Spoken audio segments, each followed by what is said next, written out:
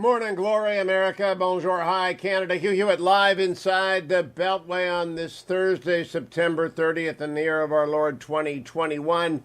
I'm here to tell you that high schools all across the land have bad musicals every year. Now, they're not awful. Some are actually pretty good, but most of them are pretty bad. Some of them are terrible. There's a bell curve of high school musicals. But they usually feature one or two people who are overacting extremely well, one or two people whose voices don't quite reach the level you need for Broadway or even dinner theater at the local summer playhouse. They're just high school musicals, and they're fun, and they're good, and they're done by high school kids. And they'll never go down as great drama or great theater. We have our version of that inside the Beltway this week. Now, whether you're listening to me in Washington State or the tip of Florida, whether you're in San Diego and waking up early in America's finest city, or up in Maine, driving around the wonderful streets of Portland or Nashua or Manchester, today is Theater Day in D.C. We have a lot of theater going on. In the Financial Times, we have the headline, Joe Biden locked in precarious talks to save landmark legislation. In the New York Times, Democrats move to avert shutdown, but divisions imperil Biden's agenda. Then in the Washington Post, Biden and Pelosi embark on late scramble to save trillion-dollar infrastructure bill. A second headline in the Washington Post, Biden sticks to his deal-making strategy, as some Democrats want him to do more to bring holdouts on board. Then finally from the Wall Street Journal, infrastructure bill's fate uncertain, headed into planned House vote. Okay, here's what's going to happen. The squad is going to roll over. AOC and her three buddies are going to cry on the floor. They're going to get private assurances that next week the $3.5 trillion will pass. It's all pantomime. It's a giant game of charades. The Democrats never fall apart. They're going to win. Inflation is going to win. You are going to lose. Next week, they will roll over Kristen Sinema and Joe Manchin and Maggie Hassan in New Hampshire, and Mark Kelly in Arizona, and Cortez Masto in Nevada, and Raphael Warnock in Georgia. All of them will roll over as well, and another $3.5 trillion. By the end of the week, $7 trillion will have been, this time next week, $7 trillion spent. On top of the $2 trillion earlier this year, $9 trillion. And on top of all of that, last year's COVID relief passed by a bipartisan measure. There's going to be so much inflation. Well, let me do the financial report early. Let me brought to you by Birch Gold. Every single day I tell you what's happening in the markets.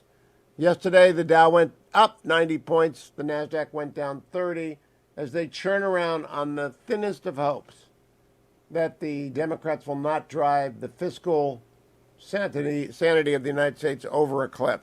A pretty thin hope.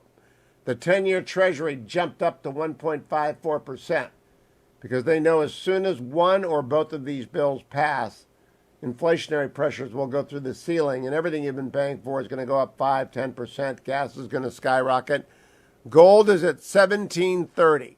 Began its march north yesterday, I believe, at $1,730. If you want to buy some gold, just the bullion, or you want to buy American Eagles or Maple Leafs, send my name Hugh, H-U-G-H, to 474747, or visit Hugh Gold.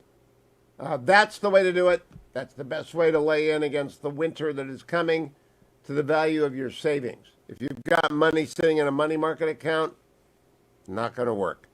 You're going to have to find some investments. I use mutual funds, growth funds. I use Amazon, real estate, diversify, and gold. Why? Because the dollar, if they print as many as they plan to print this week and next, it ain't going to be worth what it used to be. Now, that's the big story of the day. That's the market update. Mark Davis is sitting in for me tomorrow. He'll bring you the big dramatic conclusion that they spent $5 trillion. Or at least they spent the first $1.5 trillion of it, the infrastructure bill.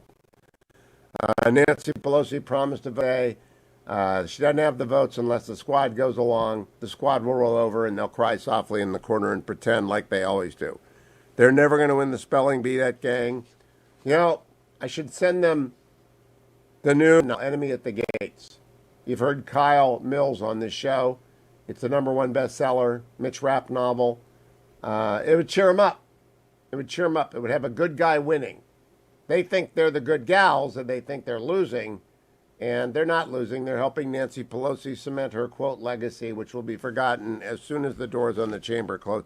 The vanity of Washington, D.C. is really immense. You know who John Chancellor is? Of course you don't. John Chancellor was the biggest guy in news 40 years ago. The clock marches on. Everybody forgets even the people who get buildings named for him. Rayburn, you know who Rayburn is? Of course you don't know who Rayburn is. He was the Nancy Pelosi of his day. You might get a building, but nobody knows who you are. It's all vanity. I wish they would just leave us alone. Now, the important stuff that happened over the last 2 days happened in the Senate and the House. And I have been waiting to play for you the key takeaways. And I want to start with Secretary of Defense Lloyd Austin talking about what were we supposed to be doing in Afghanistan, preventing a terror attack in the United States. What have we done? Cut number 1. Now, terrorist organizations seek ungoverned spaces so that they can train and equip and thrive. And so there is clearly a possibility that can happen here going forward. Our goal is to maintain a laser-like focus on this so that it doesn't happen. All right, laser-like focus doesn't happen over the horizon. Sure. Chairman of the Joint Chiefs, Mark Milley, responding to Elise Stefanik from New York, said, here's what you have to know about terrorism. Cut number 2. Right this minute, it is lesser than it was in 9/11. However, I think the conditions are set or could be set, and I testified to this yesterday. I say it again. I've said it in public many times. The conditions could be set for a reconstitution of al-Qaeda and or ISIS, and I gave some specific times in my statement, and I stand by those. I think that it's a real possibility in a not-too-distant future, 6, 12, 18, 24, 36 months, that kind of time frame, for reconstitution of al-Qaeda or ISIS, and it's our job now, under different conditions, but it's our job to continue to protect American citizens against attacks from Afghanistan. You get that? 6 months, 12 months, 18 months, 24 months, 36 months. Al-Qaeda attacking us from Afghanistan. That would be during the Joe Biden years. General Milley continued talking about how the Taliban takeover has been a boon to morale among the terrorists. Cut number 3. I think the Taliban sitting in Kabul significantly emboldens the radical jihadi movement globally. The analogy I've used with many others is it likely will put a shot of adrenaline into their arm. Their grandfathers defeated the Soviet Union in the war in Afghanistan many, many years ago. And they are taking this on their own networks right now and declaring it a major victory. So I think it's a big morale boost. Of course it is. They beat the United States. We ran away. Secretary of Defense Lloyd Austin was in a Q&A with Austin Scott, congressman from Texas, about the status of Afghan pilots who fled that country a month ago. Cut number 4. And there are 145 Afghan Air Force personnel in Tajikistan. They flew 16 aircraft into that country on August the 13th. It's now September the 29th. We need to get them out of Tajikistan. These are people who trained with us, they fought with us, that they did everything that we asked of them. And we have gotten no assistance at all from the State Department to move them. And I'm asking all three of you for your help in addressing the issue. Secretary Austin, we need the help. Acknowledged, sir, and we will get with state right away to see if we can move this forward. I share your concern. I say a prayer for those Afghan pilots, because we will get with state right away, is what they've been saying to all the American citizens, the LPRs, the green card holders, the SIV eligible. They've been telling them that for months, and then nothing happens. This is the 1 month anniversary of our bug out, September 30th, and the Taliban are killing people every day. You want to find out anything that anyone has said about Afghanistan, head over to my search engine widget at hughhewitt.com, type in Afghanistan. You'll find conversations with David Petraeus and Stanley McChrystal. You'll find conversations with George W. Bush and Dick Cheney. Afghanistan has always been front and center on the Hugh Hewitt Show. Right now, we're just looking at the remains of the day and the defeat that we've suffered. But I'll come back and fill you in with more of what General Milley and General McKenzie and Secretary Austin had to say yesterday when we return to the Hugh Hewitt Show.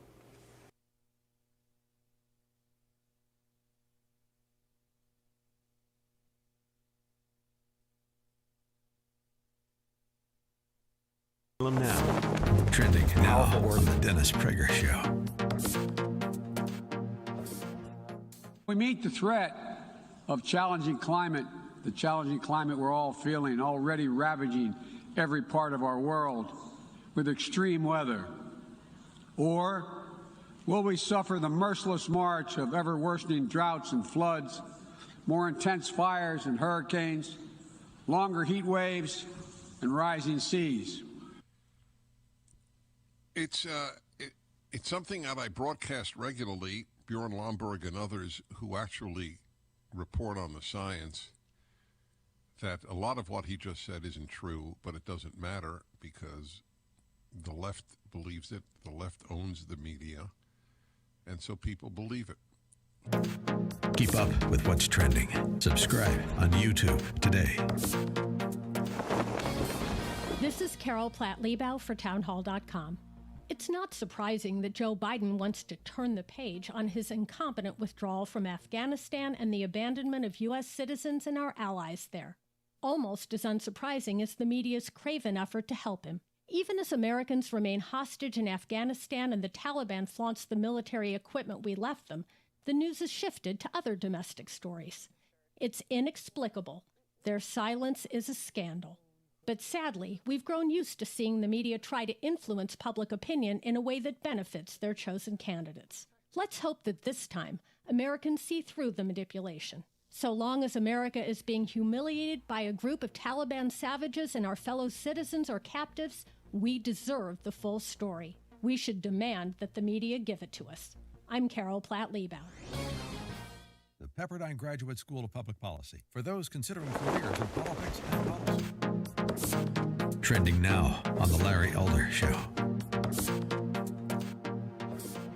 All right, this from Just the News. Multiple public officials in Colorado are warning that the state's official COVID-19 death count is skewed due to the practice of conflating or confusing patients who have died directly from COVID-19, the disease, with those who have merely tested positive for it prior to the death. So you guys got me here. There's a differentiation here. There are people that are actually dying from COVID itself. Okay? Got it. And then there's people that may be dying of some other condition, but they may have tested positive for COVID. Perhaps they were even asymptomatic. Nonetheless, these people are getting registered as COVID-19 deaths when it isn't COVID that caused it. Now, I will say this as a caveat. There are some people that have some conditions, and COVID can worsen those conditions, and maybe make their demise come on more quickly. So we do have to be fair in that instance. But as health officials have failed to make those key distinction points when it comes to the government's tally of COVID deaths. This is from Brenda Brock. Brenda Brock is the coroner for Grand County, Colorado. And she told Cheryl Atkinson that in November, listen to this, and this isn't a one-off. She told Cheryl Atkinson that back in November she processed a murder-suicide case. The very next day, that murder-suicide case showed up on the state website as a COVID death. Keep up with what's trending. Subscribe on YouTube and at rumble.com. Trending now on the Mike Gallagher Show. With the Vice President of the United States, the border czar, she's the one that Biden tasked with fixing the border. Wow, she's doing a heck of a job, isn't she? This is what she's upset about. What I saw depicted about those individuals on horseback treating human beings the way they were is horrible. And I fully support what is happening right now, which is a thorough Real killer of Nicole and Ron Goldman. Keep up with what's trending. Subscribe on YouTube and at rumble.com. The Democratic Party somehow...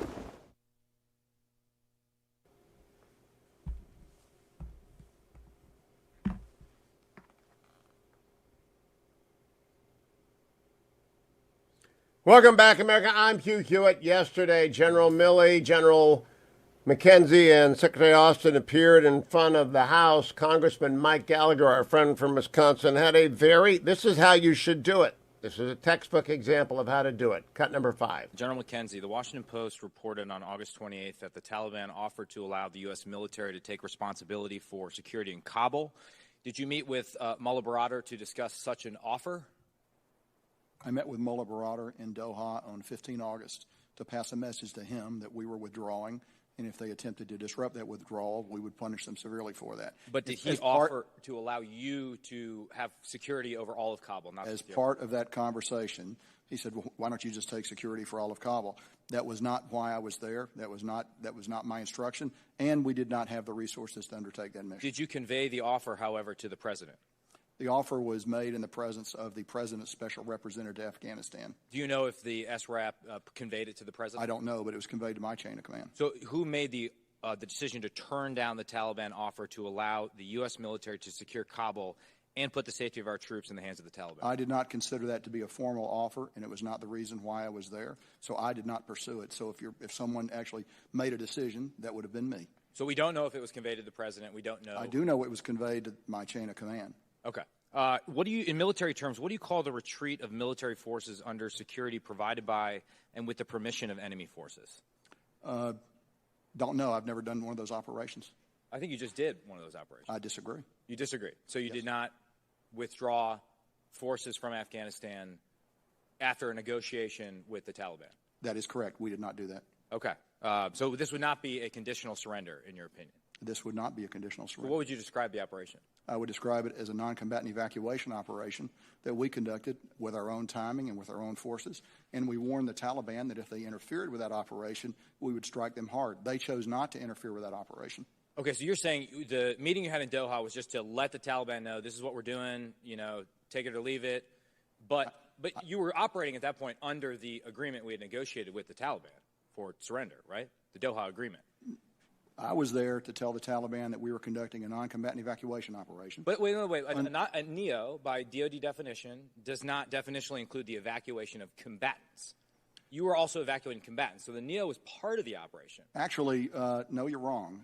When I met with the Taliban on 15 August, we had completed the withdrawal operation. Further forces that went in were forces that were core to the NEO operation. And in fact, DOD doctrine would include the insertion and extraction of combatant forces as part of a NEO operation. But what do we call the withdrawal of combatants, whether it happened before? It can be called a retrograde. It could be called a withdrawal. Was it in your orders, though? What were you tasked with doing?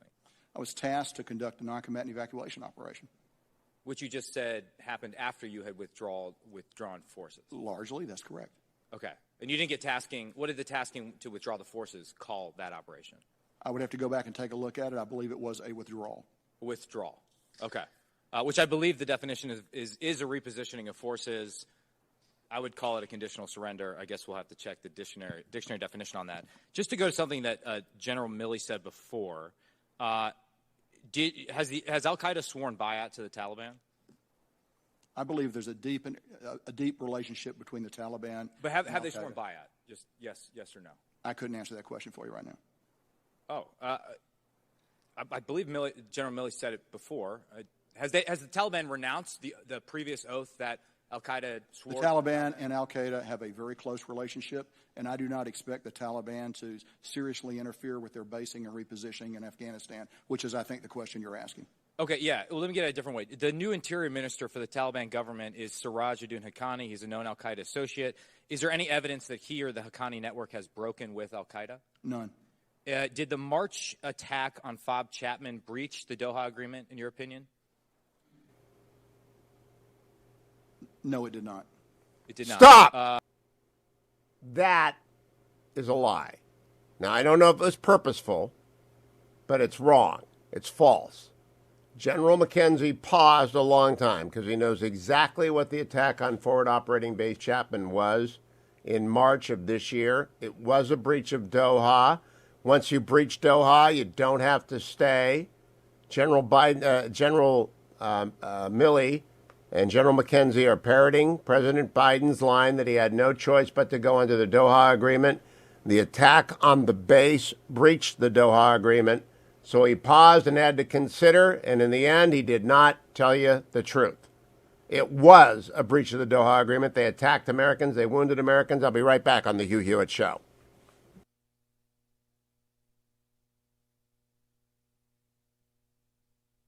The Democratic Party somehow has convinced black people that they're the good guys. Never mind the skanky history of the Democratic Party. That was a party of slavery. There is a whole big cottage industry for racism. If racism went away, a lot of people would be unemployed. The mob during the Minneapolis riots following the death of George Floyd. A bunch of white thugs, frankly, burning down the city's traditional black and Asian business district. They're racist, racist, racist. Everything's racist. Look for Salem Now in the App Store or go to salemnow.com.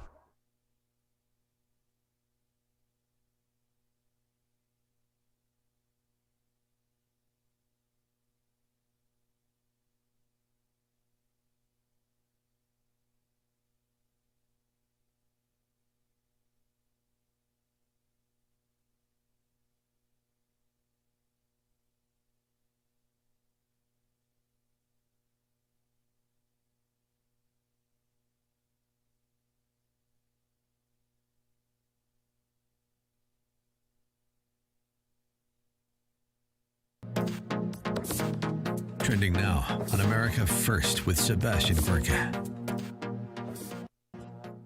There is one who's worse than all the rest, and that's Mayorkas, the Secretary of Homeland Security, because he came here as a Cuban refugee as a child, and he told the Cubans who want freedom in Cuba today to stay in that stinking communist hellhole as he keeps the southern border open wide. Do you agree? Is he perhaps the worst of the worst? Oh, yeah, for a few reasons, not only what you just said, but he's a Secretary of Homeland Security. His job is secure the border, and he hasn't taken one action to slow the flow. Everything they've been working on is processing people quicker and releasing them quicker. Yeah. They haven't done a single thing to stop the flow. Yeah. And so he's ignored his oath of office. And I'll tell you, when he was Deputy Secretary, I worked for him. And we had a surge in FY15 under President Obama. We built thousands of family beds. We held people to see a judge. Most lost their cases, and we deported them. So he knows what it takes. He knows exactly the steps needed to stop this, and he's refusing to do any of it. So, he's no longer he's a Secretary of Homeland Insecurity because we're less secure now than we ever have been. And the man to stand on national TV every day and see this border say it's secure and it's closed, and the men and women of green are looking at him as their boss saying, wait a minute. We're busting our butts down here. We're getting sick. This is unprecedented numbers. We got parts of the borders where there's nobody even patrolling. And you don't go on national TV and say we're not dealing with this? We're in some kind of nightmare where this crisis isn't really happening? It's an insult to the men and women who put their lives on the line every single day. It's perfectly put. Alejandro Mayorkas is the Secretary of Homeland Insecurity. Keep up with what's trending. Subscribe today at rumble.com.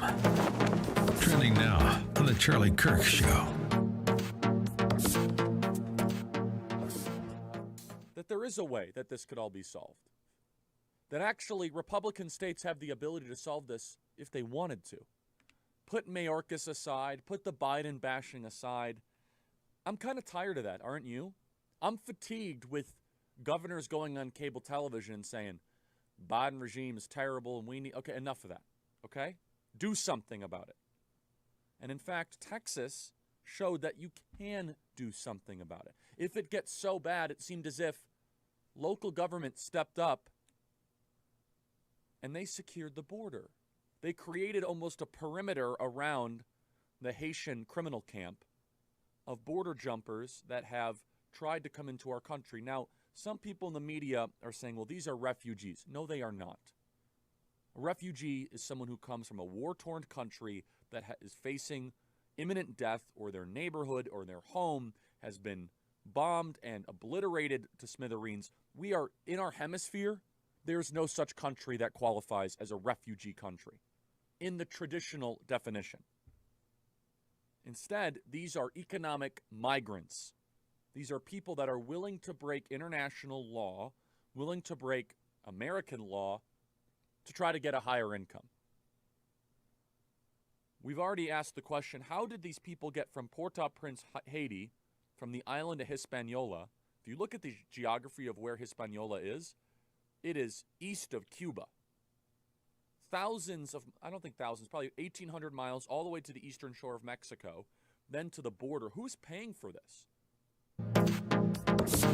Keep up with what's trending. Subscribe on YouTube today. Streaming on Salem Now. The public would be outraged if they knew the truth. Why do you think our politicians are not on the sidewalk right now talking to you? Don't have no respect. The contains the ashes of my son. His dreams cut short forever. We're so worried about other countries' problems, and we don't even focus on our own. Look for Salem Now in the App Store or go to salemnow.com.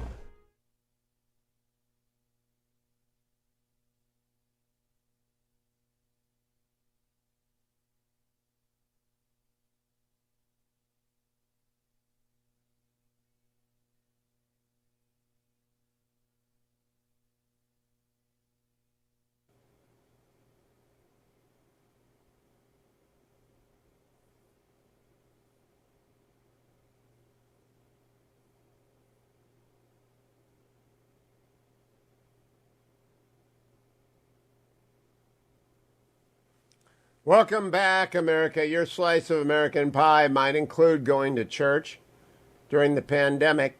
Indeed, in some places, still in the United States, local governments are enforcing rules that limit attendance at churches, require masks, and do so in a discriminatory fashion.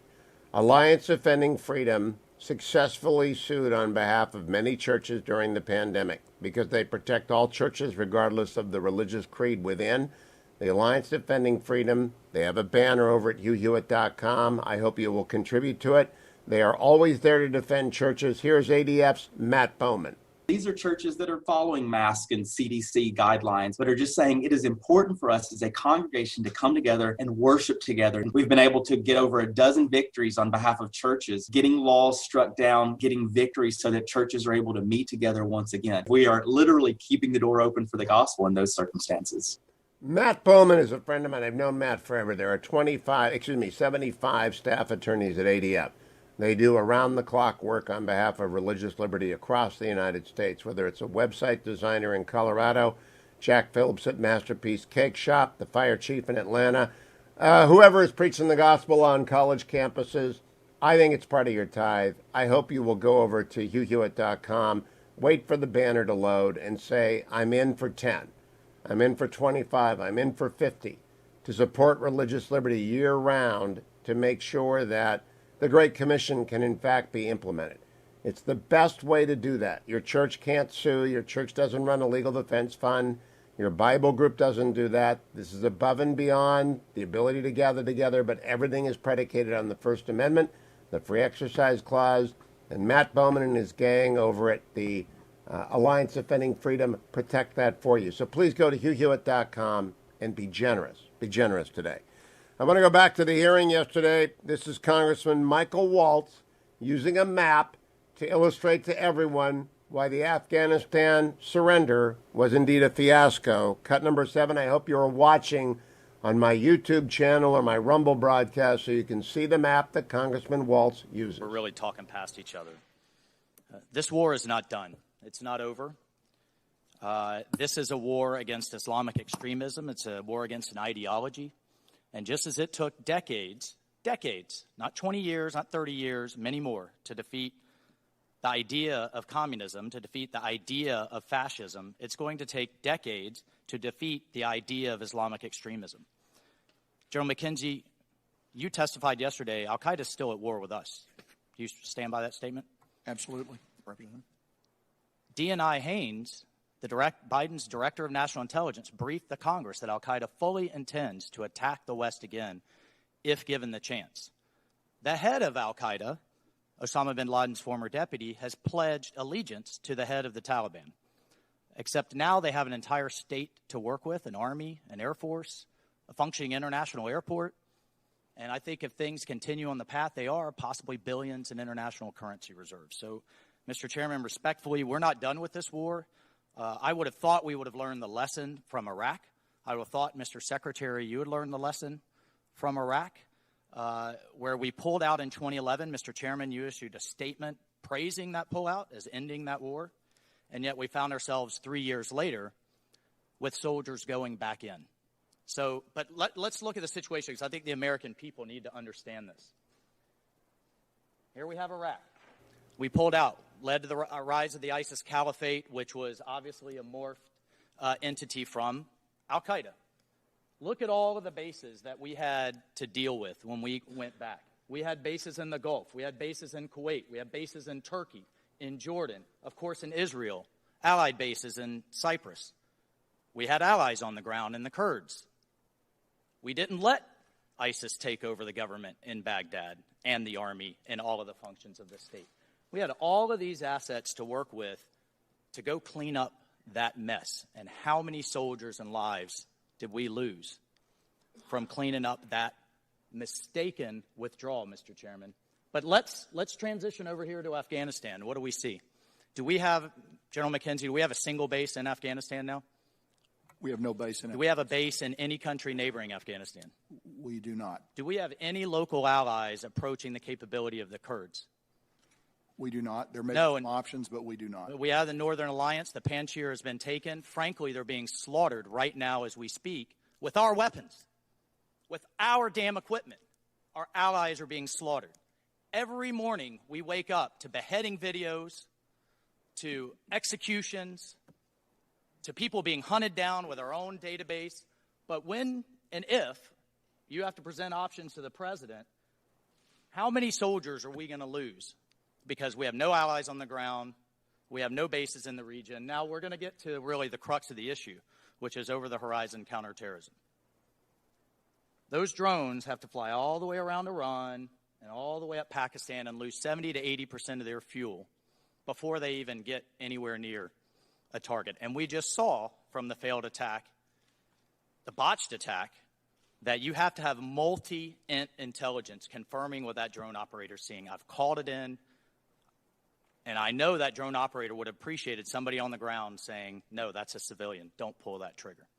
So I appreciate your candor in saying how difficult this is going to be, but the President of the United States is selling this country a fiction that we can do over here with nothing, what we're doing over here with neighboring base access, with allies on the ground, and with ocean access.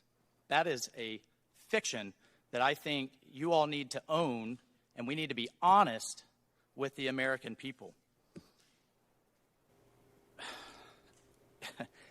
I am just livid at the fact of the future Americans that are going to have to go back to clean up this mess. We are watching this horror movie that Representative Slotkin experienced, that we all experienced after Iraq. The president continues to say, well, we can do what we do in Somalia. We can do what we do in Syria. Mr. Secretary, you just briefed about a strike in Syria. We have a lot more capability there. One more question. Do we have any evidence, intelligence or otherwise, of Pakistani troops on the ground, intelligence officers, air support, or any troops on the ground assisting the Taliban, or command and control assisting the Taliban offensive? I'd prefer to answer that question in closed session. I'll take that as a yes. Take that as a yes as well. It was a yes. Pakistani troops on the ground in Afghanistan.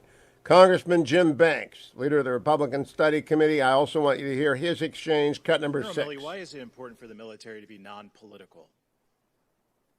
I think an apolitical military is critical to the health of this republic. General, why did you spend, you've already established yesterday and today, you spent a significant amount of time talking to political book authors and political reporters, including Bob Woodward. What compelled you to do that? I believe that part of my job is to communicate to the media what we do as a government, what we do as a military, to explain to the people. And so I do interviews regularly with print media, books, documentaries, videos on TV, TV interviews. I think it's part of a senior official's job to be transparent, and I believe in a free press. What happens when a military general becomes a political figure? You would agree that's dangerous? I think it's dangerous, and I have done my best to remain personally apolitical and to try to keep the military out of actual domestic politics. And I made a point of that from the time I became the chairman, and especially beginning last summer. You told us, you told the Senate yesterday you hadn't read the book or any of the other political books that have come out, but I don't know how anybody could read the Bob Woodward book. I don't know how you could read it and not be greatly embarrassed about its contents, especially in how it's related to you. Are you embarrassed by the book? I haven't read the book yet. Are you embarrassed by the portrayals of the book? No doubt you're aware of them. Embarrassed, no. I'm concerned that there's mischaracterizations of me becoming very politicized as an individual, and that it's my willingness to become politicized, which is not true. I am trying to stay apolitical, and I believe I am. That's part of my professional ethic, and I'm trying to keep the military, the actual military, out of actual domestic politics. I think that's critical. Do you regret speaking with Bob Woodward? No, I think that it's important for me to speak to the media. I want to talk about some of the contents of the book. Since you haven't read it, maybe I can read some of it to you. We've already heard a little bit about the back and forth with you and Speaker Pelosi. But in that conversation, you said in a phone call with Speaker Pelosi, she said, quote, "Republicans are enablers of President Trump's behavior. You know he's crazy. He's been crazy for a long time." You replied, "I agree with you on everything." That was repeated 3 times in the prologue of the book Peril, that you told Speaker Pelosi that you agree with her on everything. Is that an accurate portrayal of your recounting to Bob Woodward about those conversations? Not exactly, no. I think that, so in fact, I know what I said. Is Bob Woodward wrong? Is that portrayal wrong? In fact, I know what I said, which was, Madam Speaker, I am not qualified to determine the mental health or assess the mental health of this president or any president. Did you tell the Speaker that you agreed with her on everything? And what I was referring to when I said that was I agree that we need to have the processes and procedures in place to make sure that we don't have an accidental or illegal or unauthorized use of nuclear weapons. And I do agree with that. And we do have those procedures. You said you agreed with her. According to Bob Woodward, I'm not agreeing with her. Bob Woodward is right or you're right. I am not agreeing with her assessment of the president, nor the book also goes on in talking about the January 6th riot. It says that you told Bob Woodward that you wrote in a list in your notebook of groups that you personally believe were responsible for the attack and that you associated with it. Quote, and you call these groups, quote, domestic terrorist or this domestic terrorism. That list included in your notebook, according to Bob Woodward and from your conversations with him, Nazis and Oath Keepers, but it also included 2 conservative media outlets that you listed in your notebook, including the Epoch Times, which, by the way, is a news outlet that was founded by critics of the Chinese Communist Party, and Newsmax, which is the second most watched conservative media outlet in the country today. Do your notes about January 6th reference both Epoch Times and Newsmax as on a list of domestic terrorists? I'm not recalling this conversation at all. It's in the book. It may be in the book. I haven't read the book. I'm not recalling a conversation about Newsmax, Epoch Times. Do you have a notebook that lists Newsmax and Epoch Times as domestic terrorists as recounted by the Bob Woodward book Peril? Or is Bob Woodward lying to us in the book? I don't know. I don't recall any conversation about Epoch Times. Do you believe that Newsmax and Epoch Times are domestic terrorists or their viewers or readers are domestic terrorists? Not at all. I don't think Epoch Times nor Newsmax are domestic terrorist organizations. Will you produce your notes to this committee? I'll produce any that notes you you relayed want. to Bob Woodward in the book that you listed different groups that are responsible for January 6th? Sure, absolutely. Great work by Jim Banks, by Michael Waltz, by Michael Gallagher. Those 3 did different things on different subjects, and they all did it well.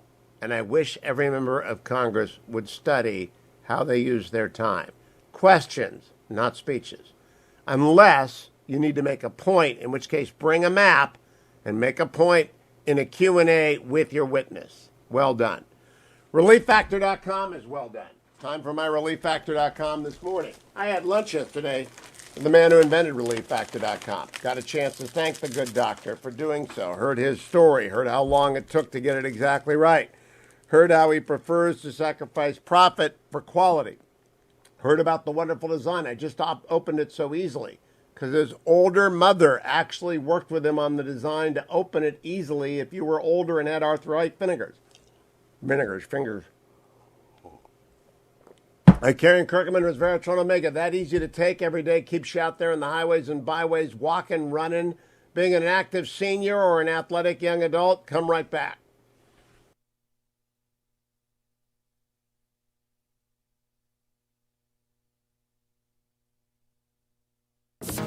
Trending now on the Dennis Prager Show. Because if America's not the world's policeman, there are two things that will happen. Bad people will become the world's policemen, or there will be no policemen and they will be just mass evil. I fully plead guilty to the belief that America has a moral role to play in this world. And especially when it is at such little sacrifice as it was for the last couple of years in Afghanistan. We lost more people to the suicide bombing when Joe Biden said we would leave. In that day, we lost more servicemen than in the last year and a half, all put together. We're opening a new era of relentless diplomacy. Is there anybody who understands what that means? Relentless diplomacy with whom? With the Taliban? Yeah. That's actually one of those that he has in mind. Using the power of our development aid to invest in new ways of lifting people up around the world. I must admit that I didn't understand most of his speech. That is one of the sentences. I have no idea what he was talking about. Number 23. Over the last 8 months, I prioritized rebuilding our alliances, revitalizing our partnerships, and recognizing they're essential and central to America's enduring security and prosperity. We have reaffirmed our sacred NATO alliance to Article 5 commitment. How many people in that audience understood Article 5 commitment? But in any event... Keep up with what's trending. Subscribe on YouTube today. Trending now on The Mike Gallagher Show. It's hard not to weep for our country right now, isn't it? When you see these images of thousands of people camped out under makeshift sticks and branches and trees, it does look like a third world nation. It's Del Rio, Texas. It's the state of Texas in the United States of America. We're not a third world nation. But my Lord, we're being turned into one. And the assertion that this is intentional on the part of this Biden-Harris administration is very hard to dispute. They don't want to do anything about it. They want to complain about Border Patrol agents on horseback. Keep up with what's trending. Subscribe on YouTube and at rumble.com. Streaming on Salem Now. The Democratic Party somehow has convinced black people that they're the good guys. Never mind the skanky history of the Democratic Party.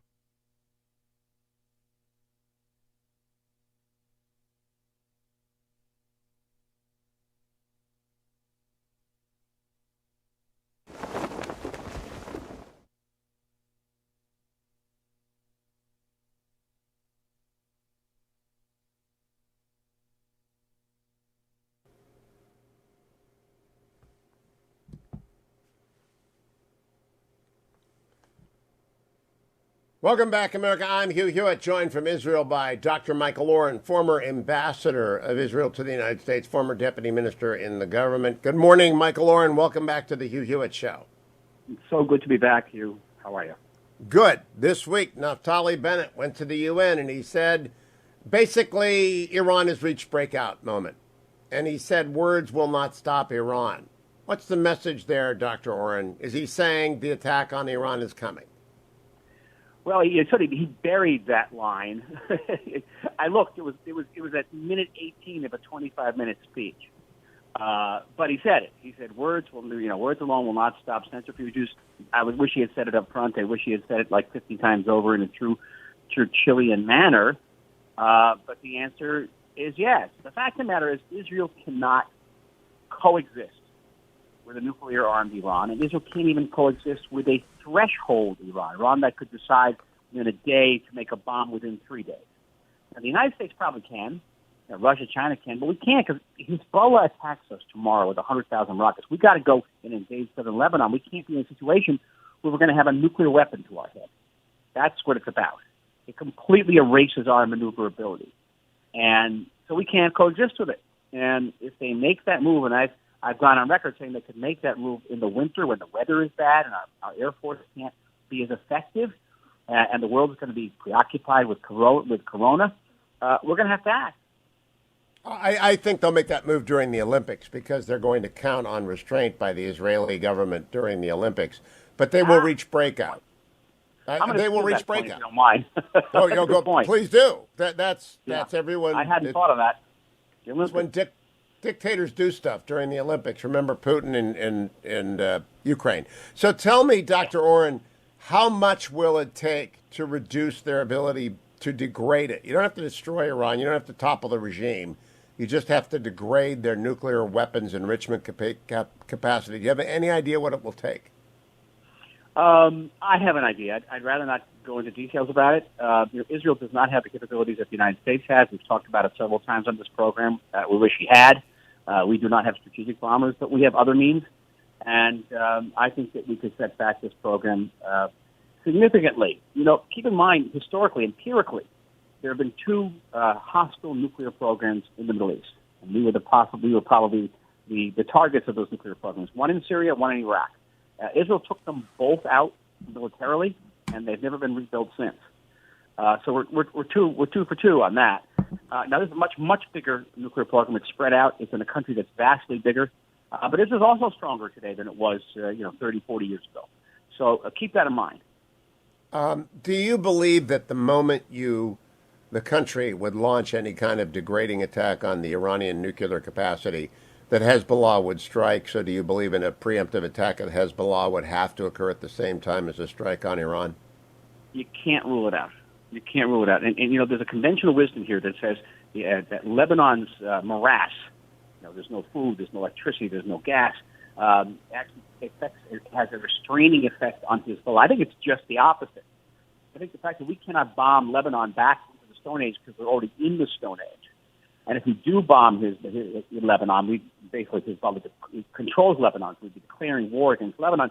The world community would come down on us like a ton of bricks that we're already causing, undue agony to a country that's already in undue agony. So I think that the Hezbollah may even think that the situation in Lebanon provides a shield for them and make them more sort of battle ready. But what's interesting, Dr. Oren, is that in order to attack Iran, you have to attack Hezbollah. In order to attack Hezbollah, you have to mobilize. In order to mobilize, you have to let Iran know that something's coming. How in the world do you solve that triangle? Well, first of all, I've long been critical of our attitude towards Hezbollah and even toward Hamas. And we basically play Iran's game. These are Iranian proxies. Yes. During the May fighting with Hamas, 95% of the rockets that were fired at us are actually made in Iran. And we fire back at Hamas. Why aren't we firing back at the country that's sending Hamas, the country that's sending Hezbollah? I think for every rocket that passes over our border, we should take out an oil refinery. I really do. And that should be the new calculus. But isn't my problem your problem, which is they're going to know, you're going to telegraph the punch? No, not at all. I think that the first punch would go against Iran, and then Hezbollah would have to decide whether they want to react or not. But you're not mobilized. Keep in mind, the major threat here is the nuclear threat. Tom Friedman keeps on quoting some Israeli officer over and over again, saying the major threat Israeli thinks is the missile threat. No, he wants to believe that because he wants to downplay the nuclear issue. That's Tom Friedman's agenda. The fact is, the thing that is the existential threat is the nuclear issue, is the nuclear bomb, is the nuclear program. The missiles, okay. They've had 150,000 rockets. there's some big rockets. We'll survive it. We've got great civil defense. We've got Iron Dome. We'll take care of it. But the major blow has to be against the nuclear program. With that note, Michael Oren, thank you. Follow him at Dr. Michael Oren, Dr. Michael Oren over at Twitter. Dr. Michael Oren at Twitter. During the break, why don't you also please go over to HughHewitt.com and make a contribution to Alliance Defending Freedom. Make this $1,000 Thursday. I know some of you have very deep pockets, and you know how important ADF is to the preservation of religious liberty and the First Amendment in the United States, how important it is to your church, to your synagogue. It's a tax-deductible donation. Make it $1,000 Thursday. Go over there. But whether it's $10 or $1,000, please be generous to Alliance Defending Freedom. Let it load at the very top of HughHewitt.com.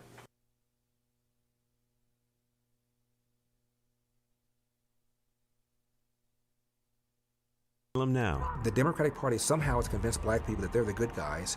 Never mind the skanky history of the Democratic Party. That was a party of slavery. He said, listen, I gotta give these niggas enough. Not too much, but enough that I'll have them voting Democrat for the next 200 years. The race grievance industry would have you believe that blacks get up and think about nothing else except race. If I tell you this is racist, yeah, I would get you emotional. There is a whole big cottage industry for racism. If racism went away, a lot of people would be unemployed. The mob during the Minneapolis riots following the death of George Floyd. A bunch of white thugs, frankly, burning down the city's traditional black and Asian business district. They're racist, racist, racist, racist, racist. Everything's racist. Look for Salem Now in the App Store or go to salemnow.com. Trending now on The Larry Elder Show. I saw the pictures. They were just grabbing them with their hands, and the reins are used to turn the horses. I was like, what? But this is what the left does. They fool people. If you're, okay, so I'm like, okay. If I'm on that border is being overwhelmed. I'm going a little crazy, okay? I'm going a little crazy. So maybe they got a little crazy, but maybe, you know what I mean? If we were in that situation, but no, come to find out, it was just another left-wing attack, another left-wing fiasco made to look like you heard Ilhan Omar saying that our country is systemically racist. Meanwhile, her black behind is on TV. Her black behind is in Congress shaping our nation into an anti-Semitic country, but we're systemically racist. Meanwhile, this bigot is in Congress shaping our nation and turning our nation into a bunch of racists. I kid you not. I feel like every day I come into this studio, I feel like I'm checking the corner. Where's Ashton Kutcher? Because I feel like I'm being punked by the Democrats every day. Out there. Let's go to Joel in San Diego, California. Yeah, man, 1996, everyone forgets 900 FBI files were found in the Clinton White House. Good point. And they've been in the pocket of the FBI for years. Joel, so this thing goes deep. We need a new untouchables to be reincarnated. Keep up with what's trending. Subscribe on YouTube and at rumble.com. Trending now on America First with Sebastian Gorka. I feel dumb asking this question. Is there any way to vet 120,000 Afghan quote-unquote refugees if they don't have any ID papers, Tom? No. And let me tell you something. Let's just look at the facts. It takes, especially an immigrant visa, takes 18 to 24 months to vet. Yeah. Right? Because CIS gets it, they send it to the chief of mission at the embassy. He has it for, at least 12, 13 months, and they go through all the Afghan records, right? Is a birth certificate legitimate? Is a passport legitimate? They got to go through all these certain documents and check numerous databases, including DOD databases. Is there any derogatory information on this person? Before this happened in Afghanistan, the regular process took 18 and 24 months. And here's the fact. 84% of SI visa requests were denied. Wow. And that's when they had time to actually vet them. So now they're trying to vet within days or weeks when they got no access. There is no chief of mission. There is no embassy over there. I don't know where the operator is. Do they have access to Afghan records anymore? Does the Taliban have it? How do they know what's a legitimate passport? Where do all the records for the Afghan government go? So we got no staff over there, no insight over there. We don't have access to Afghan paperwork. And I talked to people here at Dulles, law enforcement, that said some of these people show up as absolutely zero ID. How the hell can you possibly vet them? If you got an 84% denial rate when they have time, that tells you how full of fraud this whole system is. So the idea that we are still safe, that this isn't being exploited by terrorists, that's just garbage, right, Tom? We are scary unsafe. Keep up with what's trending. Subscribe today at rumble.com. The most powerful organs of the state are not merely corrupt, but that they've been weaponized. We are now all rooting for his success. That's not what happened. It was a complete ambush. I thought it's early enough. Let's just send a couple guys over. And the audience was, ha, ha, ha, ha. How funny to set up an innocent man. It divided the country in ways that people can't imagine. It's inspired massive violence. Look for Salem Now in the App Store or go to salemnow.com. Trending now on The Charlie Kirk Show.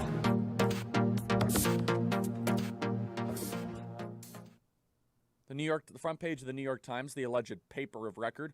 All the news that's fits to print, Pravda says.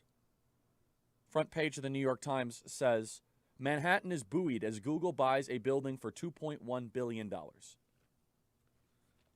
New York Times also says, Trump campaign new vote case was groundless. This is what the New York Times is covering today. The paper of record. They're also covering Biden's speech at the United Nations, which we will cover a little bit. There's not that much there to cover, as he read from a teleprompter. Instead, we're going to cover the imminent invasion happening in our country. We already have had 1.8 million people illegally cross into our country this year. 1.8 million. Cutting in line, border jumping, breaking the law. These are criminals, and they should be treated as criminals. This is designed disorder by the Biden regime. And only thanks to Fox News stumbling across this and publicizing it do we even know this is happening. And in some of the coverage on Tucker Carlson's wonderful show, there was something that was said by Bill Magulin that I think was quite revealing. Something that I think exposed how this could actually be solved. That many people are upset that the southern border is wide open, but we feel powerless. We feel helpless. In fact, we are told that unless the Biden regime steps up and does something, there's nothing we can do. Keep up with what's trending. Subscribe on YouTube today. Trending now on The Dennis Prager Show. We've ended in Afghanistan. That's not true. We've ended 20 years of American troops in Afghanistan. We have not ended 20 years of conflict in Afghanistan. I wish we did. The Taliban has taken over. That is exactly that would be like saying if Churchill had decided not to fight Hitler conflict. You have only ended your role in it. It shows the statement is fascinating. It's so incorrect that it really demands explanation. Why would somebody say something so incorrect? We have not ended 20 years of conflict. We have ended 20 years of American engagement, or at least direct engagement. And that is because basically most people, and I even include a lot of conservatives, really don't give a damn about Afghans. Something I've never quite understood. I am forthright about this. I think America should be the world's policeman. Keep up with what's trending. Subscribe on YouTube today.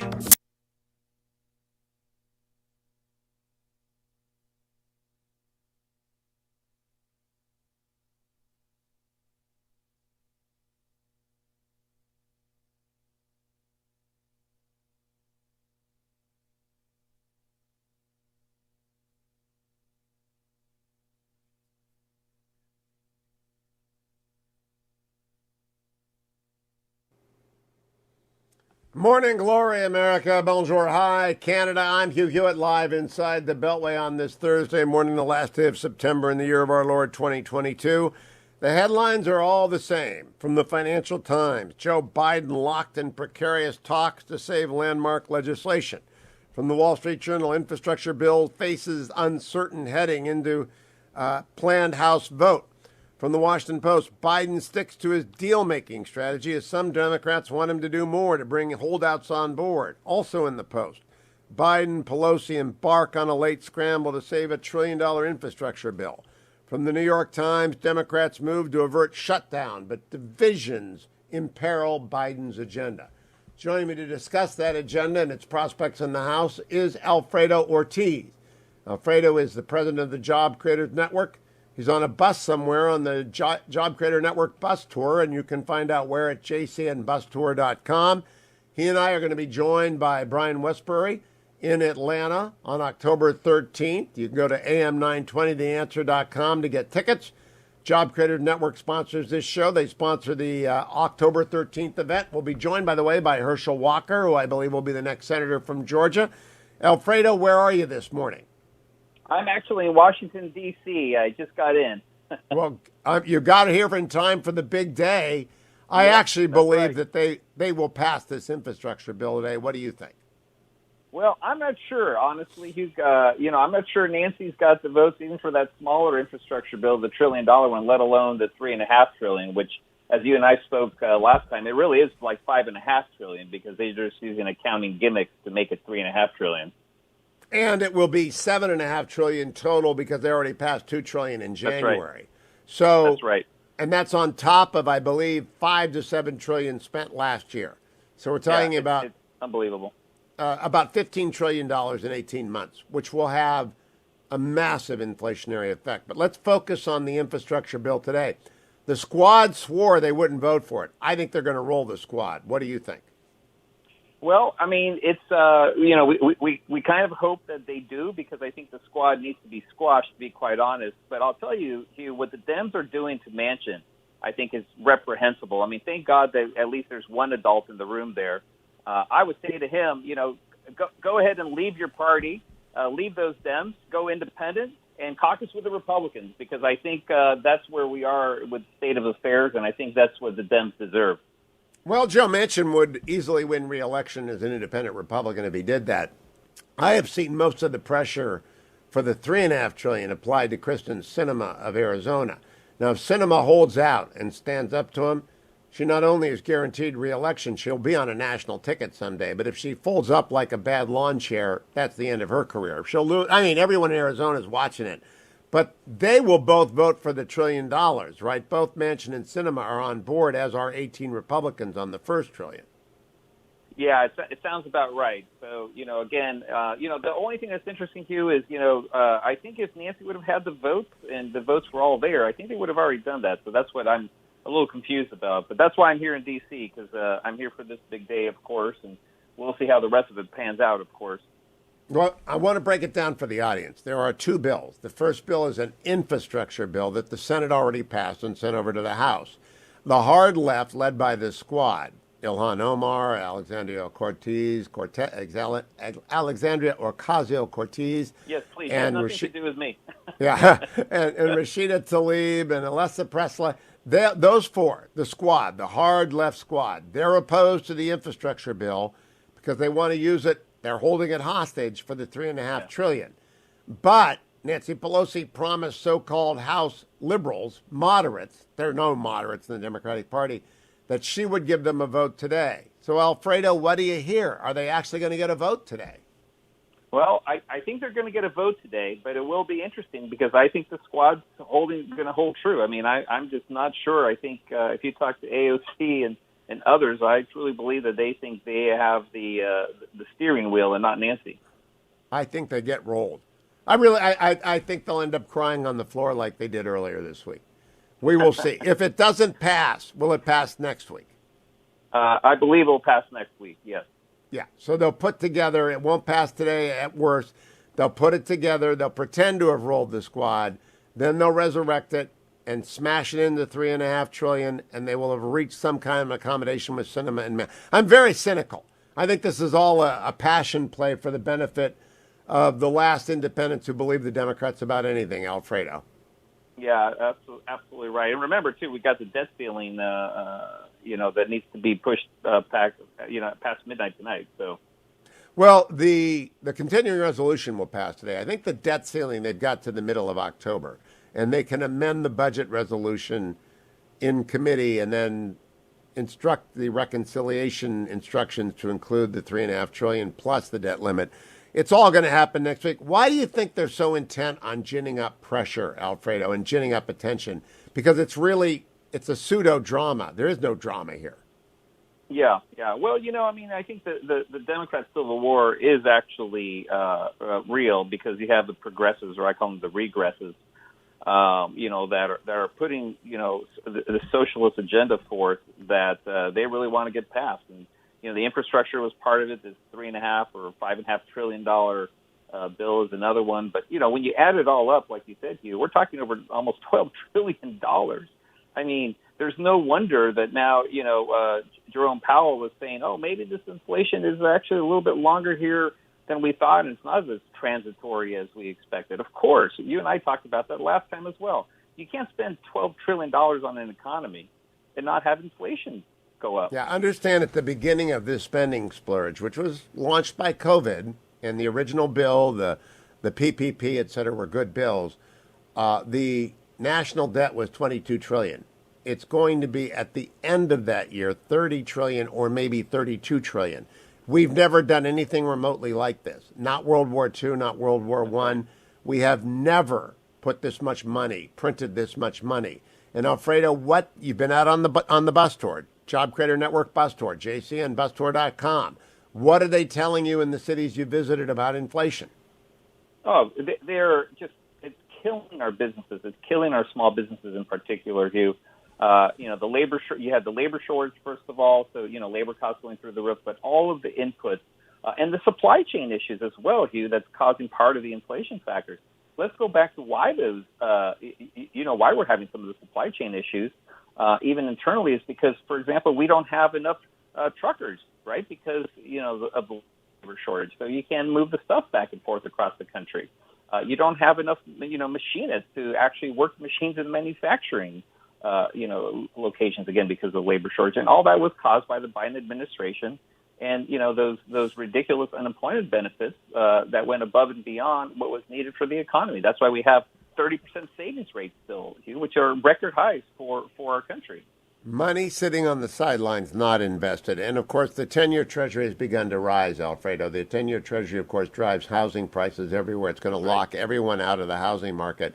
So when you ask people to join Job Creators Network, are they responding? Oh, yeah, absolutely, Hugh. I mean, because, look, I mean, first of all, this war on small business launched by by Biden and the Democrats is real. And every single policy, Hugh, at this point that I've seen coming out of the Biden administration, not one of them is there to actually help small businesses. Everything that we've seen really is going to hurt our small businesses, from, the pay-fors that they've laid out in terms of the tax increases, to our, most successful small businesses out there, to the C Corps, which are going to affect about 1 million small businesses out there, our larger employers of small businesses. And then, of course, you've got the vaccine mandate, on top of all of this, that he's trying to propose through OSHA, which, as you probably know, we've already announced that we are planning to sue OSHA and the Biden administration because of this mandate. I hope you succeed. I want everyone in Atlanta. I've got a huge audience in Atlanta. My largest share is actually in San Francisco, which is a 12 share, but I have I think the largest or the second largest audience in Atlanta.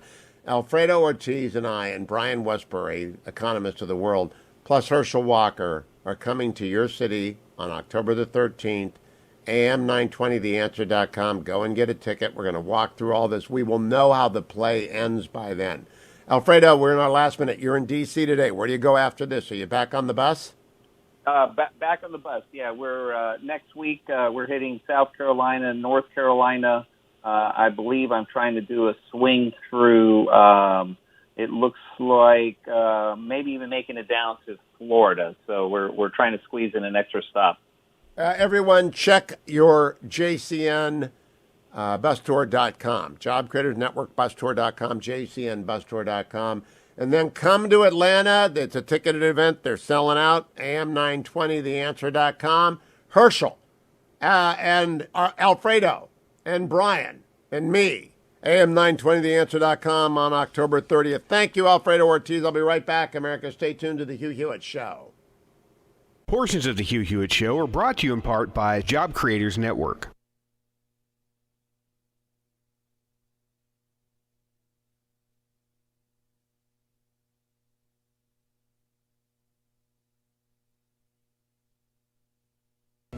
These most amazing discoveries thought to be written in a lost journal. Now, in the right hands, it could revolutionize the 21st century, but in the wrong hands.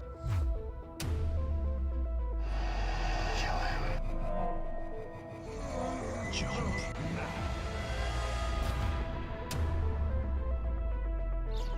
If you can stop an earthquake, doesn't that mean you could start one too? That's why that notebook should never fall into the wrong hands. There's an old brown battered notebook in my office at work. You have to find it, take it, and keep it hidden at all costs. The G20 leaders meeting downtown, they're in danger. In fact, the whole of downtown could be in danger. If we are to build the superhuman, we must first eliminate those who are flawed. People are created equally. All of downtown, the high-rises were built on rollers to withstand horizontal shakes. A vertical quake this size could collapse half of downtown. We have commenced the countdown. Shall we stop this thing? Save the universe!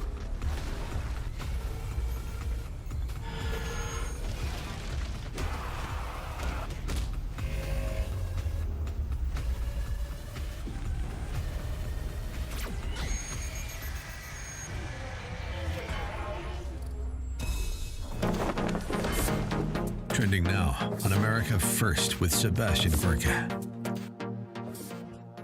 How many years did you have at ICE and DHS? Just under 35. 35 years. In your service of almost 4 decades, was there any locale in America where 15,000 illegal aliens were under a bridge? That's my first question. Absolutely not. This is unprecedented. Okay. Second question. Was there ever a case where a bus was taken over by illegal immigrants and the illegal immigrants escaped off the bus in mass numbers? No, absolutely not. So those two things alone surely would count as a crisis. Keep up with what's trending. Subscribe today at rumble.com. Trending now on The Mike Gallagher Show. It's hard not to weep for our country right now, isn't it?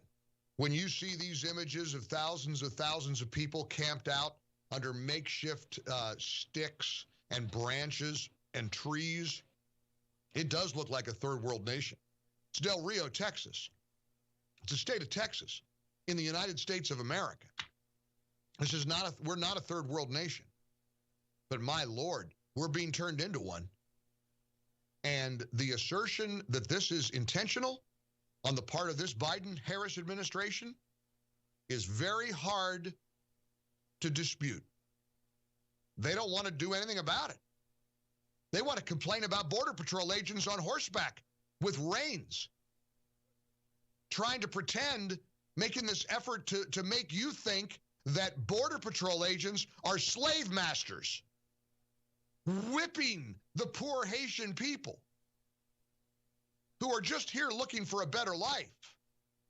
There needs to be an investigation about the Border Patrol agent on horseback, as if the Border Patrol agents aren't already bone-weary, overwhelmed, threatened, and in an impossible job. How'd you like to be married to a Border Patrol agent today? How'd you like to have a dad, a mom, a loved one work in that profession? With the Vice President of the United States, the border czar, she's the one that Biden tasked with fixing the border. Wow, she's doing a heck of a job, isn't she? Keep up with what's trending. Subscribe on YouTube and at rumble.com.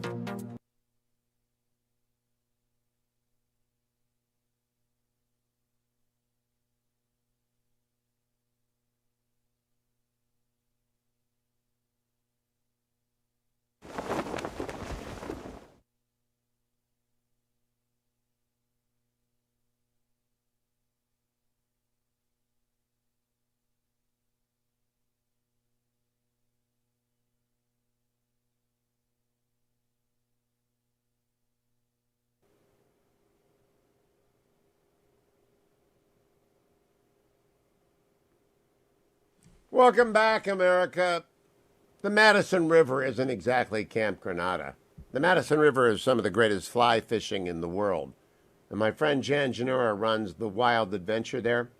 He sponsors this show, and every year he sends me postcards from the guys who hear about the show on my radio show and go up there. They're meeting there this week. I think it's the last week that the Wild Adventure meets, because it's getting late into September and early October, and then Montana begins to, have blizzards in November, and the cows die. We don't want to lose any fishermen. And so they've had a great summer, fully, completely booked. Many, many wives send their husbands. Many, many young entrepreneurs go there to take a break from what is the relentless business of building a business. Many people who are moving on to a second career, have made their money and are moving on and changing life, go there to reflect on where they're going next. Whatever it is, they head to twa.us. Here are some of the postcards. Dear Hugh, camp was awesome. What a great week with incredible fellas. We had some impactful convos. Give my best to your wife, your friend Josh Brandt. And indeed, he is my friend. He's a wonderful guy, father of twins. No wonder he wanted to go away for a week. Dear Hugh, thank you very much for pushing TWA, allowing me to have this experience with friends and those I've not met before. It's a truly unique experience with a backdrop that could not have been painted more perfectly. Best, Robert T. And he's referring to the Madison River and the Madison Mountain Range behind it. It is actually the last best base on earth. Dear Hugh, I wasn't sure what I was getting into when I signed up for TWA. After being here for 5 days now, I've experienced something I never thought I would do, fly fishing. Well, that and open up with some great men about my life. Thank you for the liberating experience, Ardosh. I want to tell you, I don't know anyone who doesn't love the time there. I've been up to the Wild Adventure 3 times. Dwayne's gone up. My friend Carl's been. But people who've been on this show for years, they all end up in Montana one time or another. But here's the rub. It always sells out. And so if you're a spouse and you want your husband to go, you're a daughter and you want your father, who may be alone now, to go, you want someone to revive or redirect or just energize their life, go to twa.us, thewildadventure.us, and sign up for 2022. It'll be here before you know it, a blink of the eye. Let me check markets, brought to you by andrewandtodd.com. Yesterday, the Dow was up 90 points. Good. Given the inflationary impact of what's coming, I expect stocks to do pretty good in the weeks and months ahead. But the S&P was only up 6 and the NASDAQ was down 34. That's because growth is a little bit shaky because of what Chairman Xi is doing in China. Gold went up yesterday. Gold is at $17.27 an ounce. The 10-year Treasury, though, and this is the one where if you're buying a house, you got to be worried, that went up again to 1.541%. Now, it used to be that 2% was a great rate, and under 3% meant you would get a decent loan in the 4s. For a while this year, that 10-year rate dropped below 1%, and the mortgage market froze up. Right now, however, at 1.5%, great available interest rates, jumbos, second home.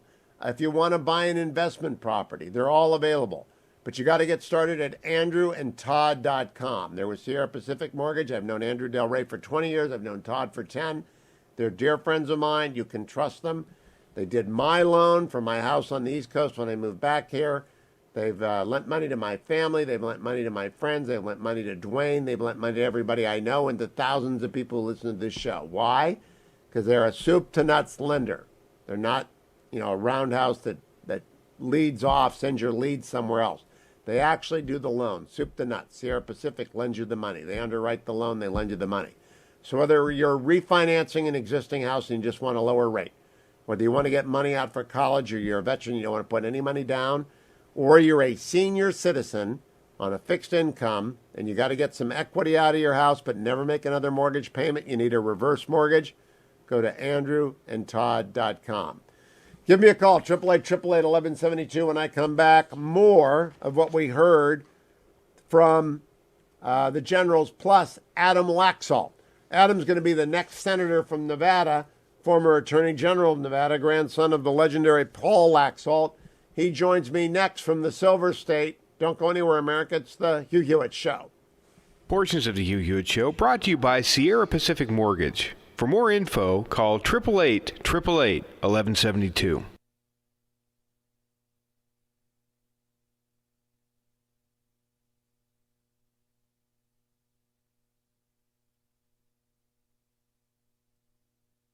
The most powerful organs of the state are not merely corrupt, but that they've been weaponized to go after perceived domestic enemies. And that's very scary. Our constitutional democracy enshrines the peaceful transfer of power. We are now all rooting for his success. The peaceful transition of power is one of the hallmarks of our democracy. We don't live in the United States of America as any of us would like to understand it.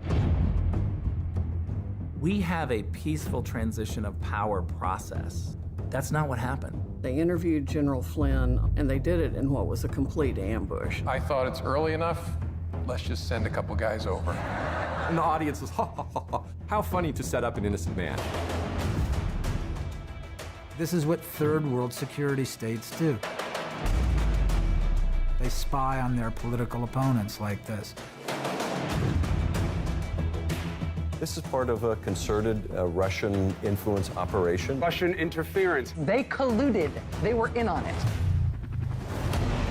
He would constantly say, I have seen evidence of collusion. Until this is released, I can't comment. I can't go into the particulars. Russians, I'm not going to be specific as... He knew he could just say it on TV and then hide behind, well, it's all classified, I can't get into it. Well, it's classified. You can't see it. Collusion. You just got to be willing to see it.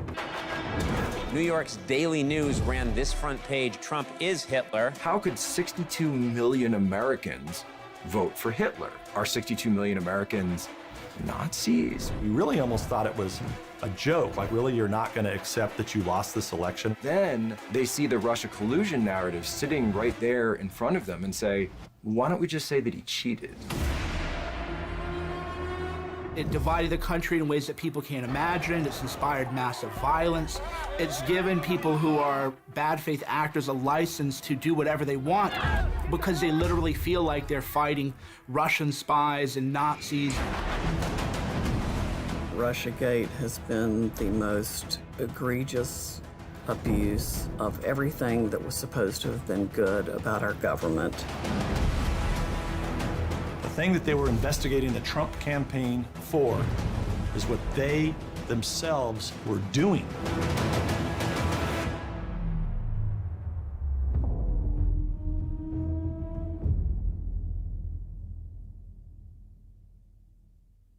Streaming on Salem Now.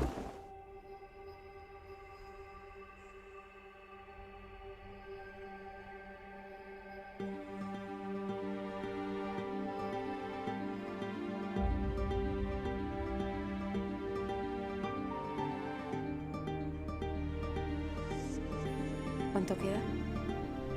No queda nada. Que lo siento mucho. And that's the only time you can come to Christ. When the Spirit of God calls you to the cross, don't you hesitate. Have you ever thought of going to seminary? Padre, Padre, ¿quién está listo para ser transformado por el poder de su palabra?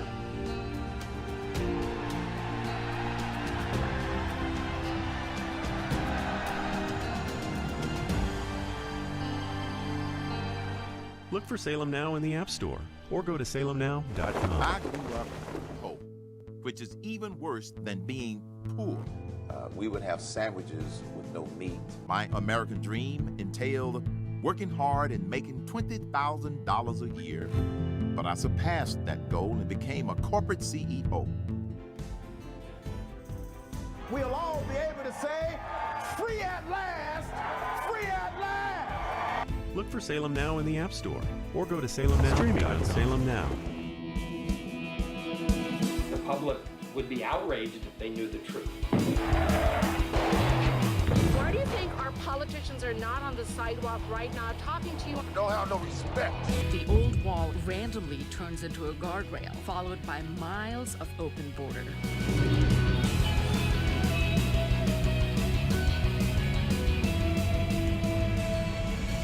Human trafficking.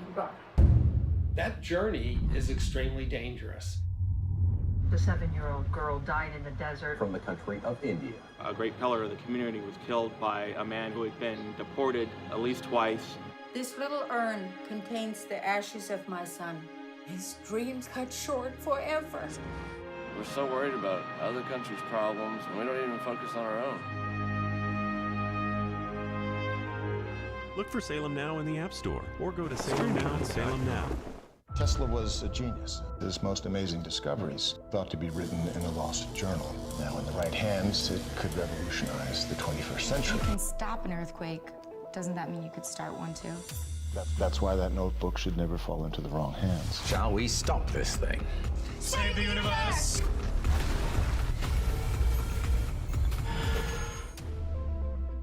Look for Salem Now in the App Store or go to salemnow.com.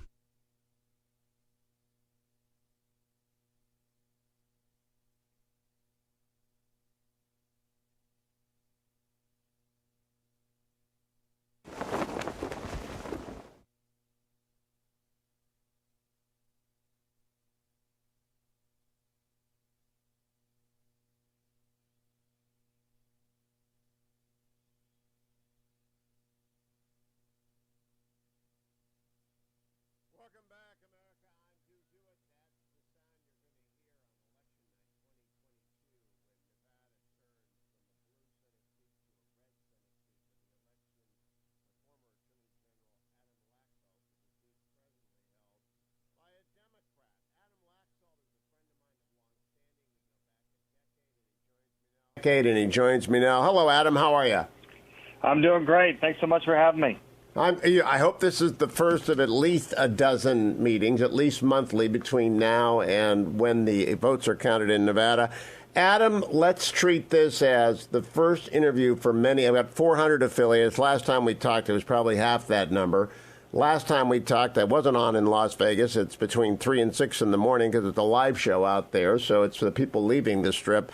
But let's talk as though nobody has any idea that you're the grandson of Paul Laxalt, or who Paul Laxalt is, or who Adam Laxalt is. Give him some bio. Great. Thank you so much, Hugh. Look, this is an incredibly important race. I think that what people are feeling in my home state and across the country is that our nation is being transformed before our very eyes. And you add all of the most recent catastrophic policy failures like Afghanistan and the impending $3.5 trillion bill, the inflation, all these things. I think people just have this palpable sense of concern, fear, anxiety. And so I have 3 small children, 8, 5, and 3. We are expecting our 4th child. We did not take this decision lightly. Politics, campaigns are just terrible business. And politics is very, very challenging these days. But you know, I served in the Navy and served in Iraq in my 20s. I felt it was my duty to do that, and I feel very similar to subjecting my family to this business, that we have to step up. It's time for my generation to try to change the leadership that we have in this country and to try to stand for the values that made this the greatest country on earth. And so these are the things that we plan on talking about. And, you know, my opponent is someone that just consistently stands with the left, someone that consistently refuses to stand up for our voters. Her number one constituent is Chuck Schumer, whom she votes with 99% of the time. And I think Nevadans are ready for a change. I think they want somebody that's going to represent them against this absolute abomination that we're seeing out of Washington right now. Now, Adam Laxalt, when I say you'll be the 51st vote, I look at the math of the United States Senate and I think, okay, the Republicans are going to pick one up in New Hampshire if Governor Sununu runs, and we may lose one in either Ohio or Pennsylvania, but we may win one in Georgia or Arizona. We may pick one up somewhere else, but we really got to have Nevada. We got to flip a seat somewhere other than New Hampshire in order to assure Republican control and therefore a check on President Biden's second 2 years. Cortez Masto, who is the incumbent, I wouldn't recognize her if she sat down next to me in a restaurant in D.C. That's not a knock on her. Maybe we don't go to the same restaurants. But she has not made a mark, as far as I can tell. She does not have a distinguished public policy background. I hope you debate her a lot because your 8 years as Attorney General followed her tenure in the Attorney General's office. What did you find when you walked in on day one? When I walked in after she had been the Attorney General of this state for 8 years, we invited in a nonpartisan, it's called the National AG Association group, to do an audit, and they said it was one of the worst-run offices they audited in the history of the program. I had received calls from judges, from lawyers, saying something has to get fixed. The office isn't respected anymore. It's not. No talented lawyers or law enforcement are willing to work there. And so we needed to reshape the entire office. And I'm just incredibly proud of the work we were able to do to be able to actually make this a respected office, to make it the top law enforcement office of the state. You know, when I took over as AG, there was virtually no relationship with local law enforcement across the state. And we did something as simple as doing a law enforcement summit where we invited in the chiefs of every single county to join us twice a year. And every single time we did that, we were able to find ways to work with law enforcement and help our state. Things like elder abuse. We had the first elder abuse prosecution in the history of state. Things like our military, our veterans that had no legal services available to them. I recruited hundreds of private sector lawyers to work with our office and give pro bono service to our military. And this program, Hugh, became a DOD certified program that states were able to copy across America. And so I just give a few examples of things that, you know, when you have energy and you want to make a difference and you're able to recruit a good team, you could transform a culture instantly. And so, you know, we want to bring that to the Senate for this state. And I could tell you that you mentioned, you know, not being able to recognize her and then her having no impression. The same holds true here in Nevada. I ask every single room that I'm in front of, can anyone name a single thing that she's done for this state in 13 years in public office? And no one can name a single thing. And that's what I think is going to be a great contrast for us, is that we're going to go to work and we're going to make a difference. We're going to be a voice for everyday Nevadans that feel like they've been left behind. For many, many years in this state, we've been left behind. And I want to address one other thing. I mean, you mentioned this being the 51st state. You know, I think as people think about Nevada, we got the last two presidentials, and we're one of the last to report, and everybody's wondering if it's going to go for the Republicans, and we've lost the last two presidentials. So I think that's burned in people's minds. But I want your national audience to know that President Trump lost Nevada by 2 points in 2016. Catherine Masto won by 2 points in 2018, and Trump turned around. And while he did get the most votes of anyone ever running for president in the history of our state, he lost by 2 points. And so this is an incredibly close state, and we've never seen anything like we're experiencing now since, you know, maybe 2010, 2014, where everyday Nevadans are absolutely repulsed by the Biden administration and the leadership they're seeing in Washington. Our most recent poll had independents breaking for us by 12 points. it gives you an idea that people are ready for a change. Now, Adam, I want to mention a few things. This is our first of many conversations. I did not know until fairly recently you're a devout Catholic.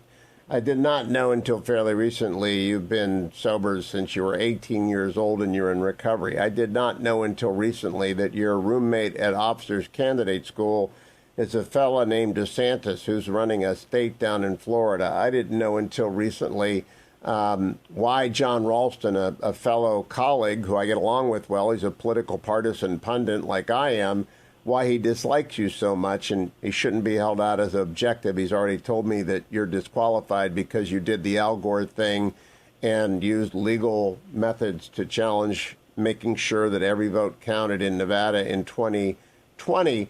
So it is a machine state with everybody on somebody's payroll and the unions out there to get you. What's the website people need to go to? How do they get involved? And especially for my audience in Reno, my audience in Las Vegas, my audience in Las Vegas, city of North Las Vegas, how do they get involved? Adam Laxalt. AdamLaxalt.com, as easy as it can get. And, we're also kicking off a statewide tour. We're going to do every single county starting this Friday. I cannot wait to get out there. And, people are ready. People are fired up. People are ready for a change. And we hope to be a generational conservative candidate that is going to inspire our voters. Well, you're a fusion candidate. There's an establishment GOP, and it would be your grandfather is about as establishment as it gets. And then there's a Trump GOP, and you appeal to both of them. I think that's why you scare Ralston and everybody else so much, is that every Republican likes you and most of the independents. Well, look, we it's important that we're able to bring people together to win this kind of a race against an incumbent. I will say, for my grandfather, as you may remember, I mean, he was the head of the Reagan Revolution. Yep. They were the conservatives that spent every waking day of their lives trying to convert our party into a party that actually represented the working class, blue collar. I saw this video from 1981 where he said, we have to stop being the country club party. And he was right then. That advice is still correct today. And that's something that President Trump absolutely got right.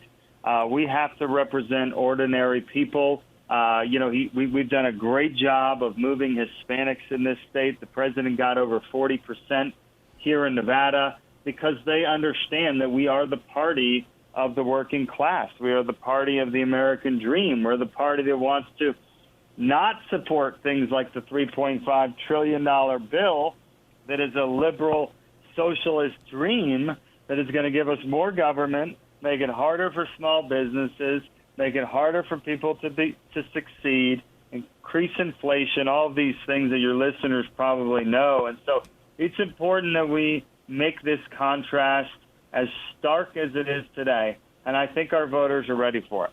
They are, and I want everyone in the country, from north to south, from Washington State to Florida, from Maine to California, to go to AdamLaxalt.com, get involved. This is a national race.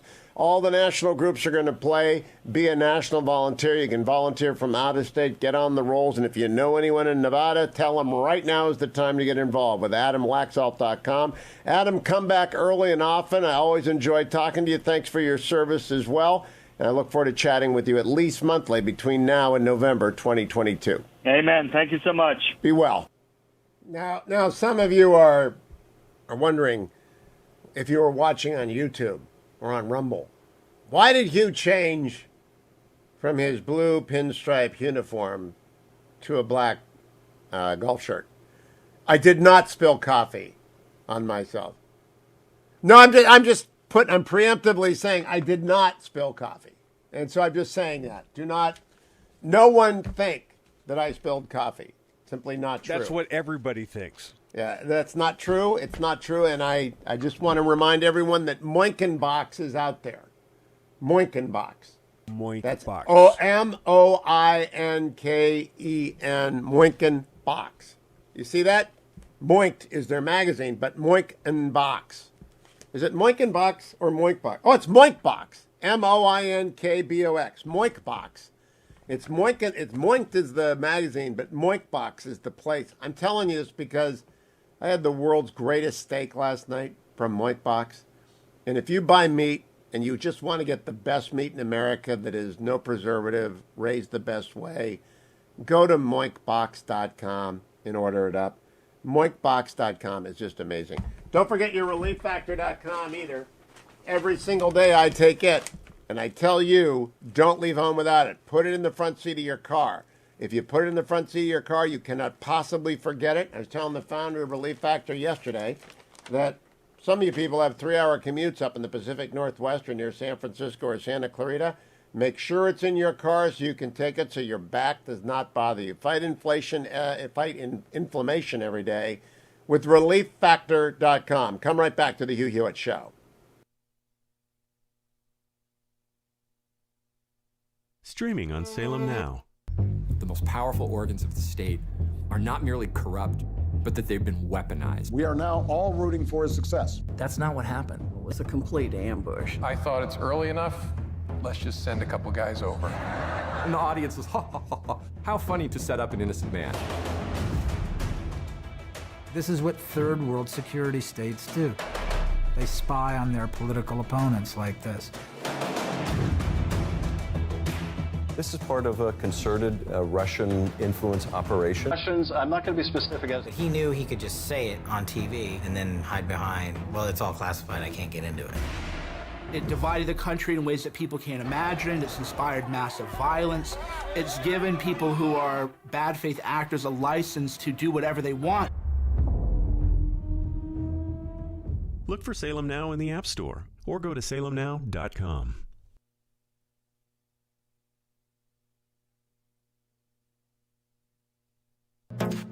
Trending now on the Charlie Kirk Show.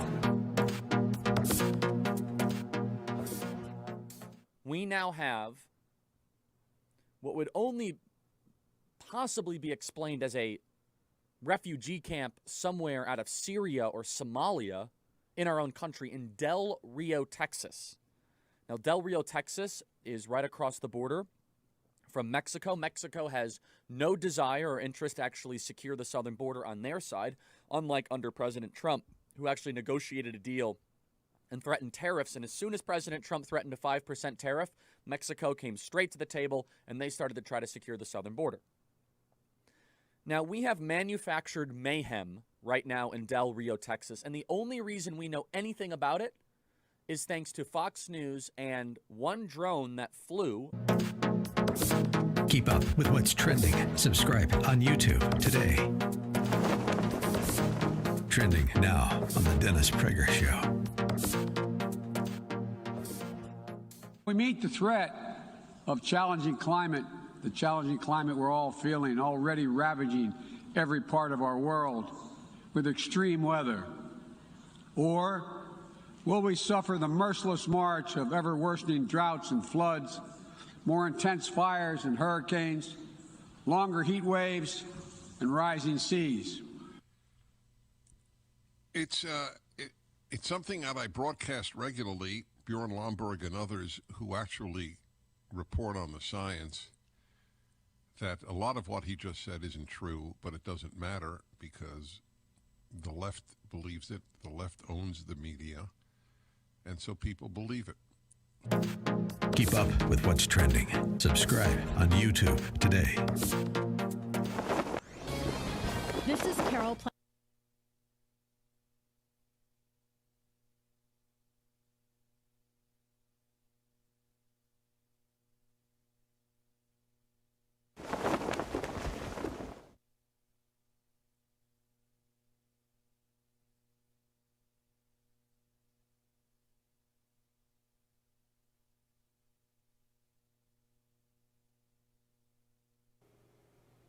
Welcome back, America. I'm Hugh Hewitt. Former Senator Jim Talent from the great state of Missouri is with the Bipartisan Policy Center.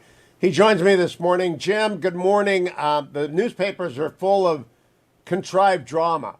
Will the government shut down? Will the stimulus bill pass? Will the $3.5 trillion social infrastructure bill pass? What will happen to the squad? What about Kristen Sinema? What about Joe Manchin? Here's what my prediction is. Everything passes and they spend all the money after pretend drama. What do you think? Well, if I had to guess from the outside, and you don't really know, the best intel is the people managing the whip teams, obviously. And it's possible they don't know. But my guess is the Democrats are not going to leave that $1.2 trillion infrastructure money on the table, that they'll pass that at some point.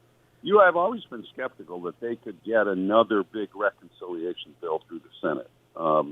I don't think it's just Manchin. I think there's a half a dozen Democrats who would prefer not to vote on something like, particularly the tax increases. But we will see. They're going to have difficulty, I think, getting a debt limit increase eventually through the Senate because Schumer did not put the instructions for one in the last budget resolution. And so far, McConnell's saying, I'm not going to finance, your deficit spending. They've got to go back and were you on the budget committee, Jim? Were you on the budget committee? No, please. I always avoided that. Well, I think they've got to go back and amend the budget resolution to add reconciliation instructions. It takes 2 weeks. They better get started. Exactly, and that's the point. And McConnell's been saying this for months. He's the best Republican leader since Dole, in my opinion. 100%. Yeah, and he's been saying for months, look, we're not going to finance this enormous deficit spending. You're going to have to do it, and yet Schumer did not put the instructions in the last budget resolution. So you're right, it takes a couple of weeks, and I don't know that Schumer's really faced up to that yet. I think I've thought for months, Hugh, that the infrastructure bill would eventually pass. The House would take what the Senate gives them, just as they did in 2009. This is galling to the House, and not just because the progressives don't like it because it's not big enough. It's galling to sit there in the House and have the Senate serve you a bill and say, no, we're not going to conference. This is our bill. You take it or leave it. But they passed Obamacare on that basis, and I think they'll pass the infrastructure bill. That's my guess. That requires that the squad swallow their pride and get rolled. They climb down, yes. Yeah, that they climb down. And I am betting that they climb down. And just like they did on Iron Dome. I will have tears and wailing, and in the end, they will actually just be politicians. And this idea they're going to negotiate with individual senators, this has been going on for a long time, and they're not going to get individual senators to say, oh, yeah, we're going to give you what. Manchin's not going to do that. So this is my guess. But what I don't know is the behind-the-scenes pressure being put by the different interest groups, because I'm not there anymore. There are some things you really only know by going out and talking to people day after day. You have to see how they're moving and what they're thinking. That's what I used to do when I was on the whip team. I would talk like every few days to the people that I knew were going to be in the middle, and you get a feel for what they're eventually going to do. Well, Senator, I believe that if Kristen Sinema stands strong against the $3.5 trillion and says no, that she's elected for life and will be on a national ticket someday.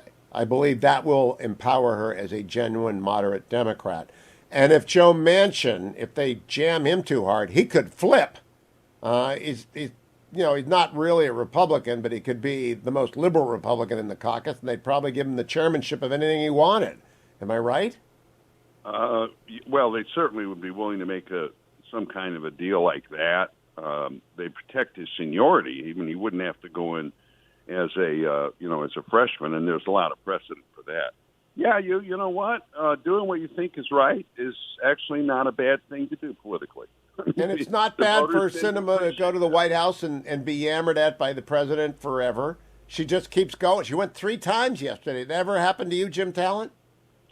Yeah, sometimes. You can't really say no to going to see the president, but you just keep telling the president the same thing, what you're going to do and why.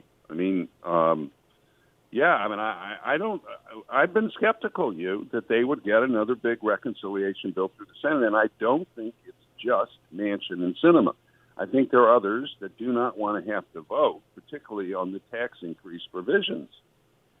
Your lips. It's one thing to pass a budget resolution with this big number in it. It's another thing to vote for the underlying bills that raise people's taxes in the way that they've been talking about doing. From your lips to God ears, Jim Talent. Follow Jim on Twitter at Jim Talent. Thank you, Senator. And follow me, please, to HughHewitt.com, where if you wait for it to load, at the very top there will be the Alliance Defending Freedom banner. Please make this $1,000 Thursday. In fact, make it $10,000 Thursday. Every dollar you give to Alliance Defending Freedom protects religious liberty in the United States and makes it possible for the gospel to spread around the world.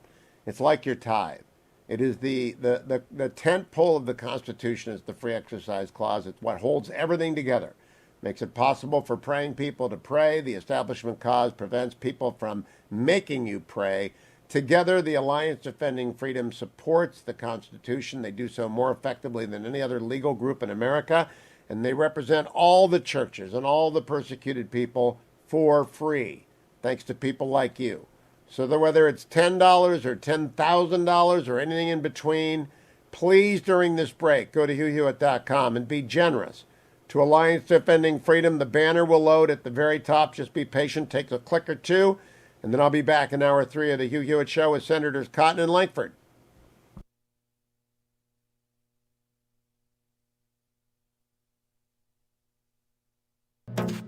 Trending now on the Charlie Kirk Show.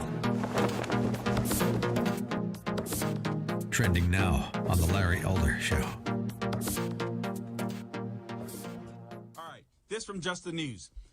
Multiple public officials in Colorado are warning that the state's official COVID-19 death count is skewed due to the practice of conflating or confusing patients who have died directly from COVID-19, the disease, with those who have merely tested positive for it prior to the death. So you guys got me here. There's a differentiation here. There are people that are actually dying from COVID itself. Okay? Got it. And then there's people that may be dying of some other condition, but they may have tested positive for COVID. Perhaps they were even asymptomatic.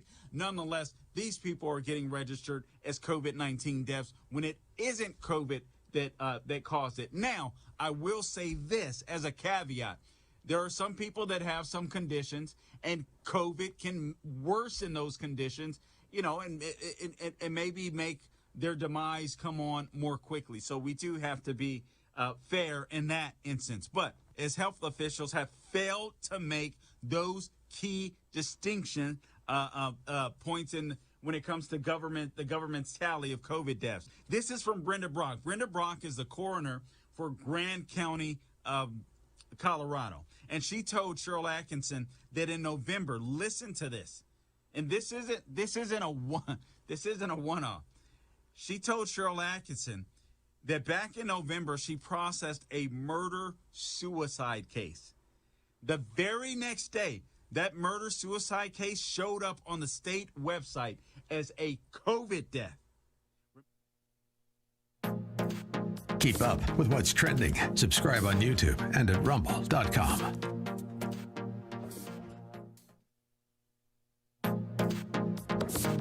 Trending now on the Larry Elder Show. All right, this from Just the News.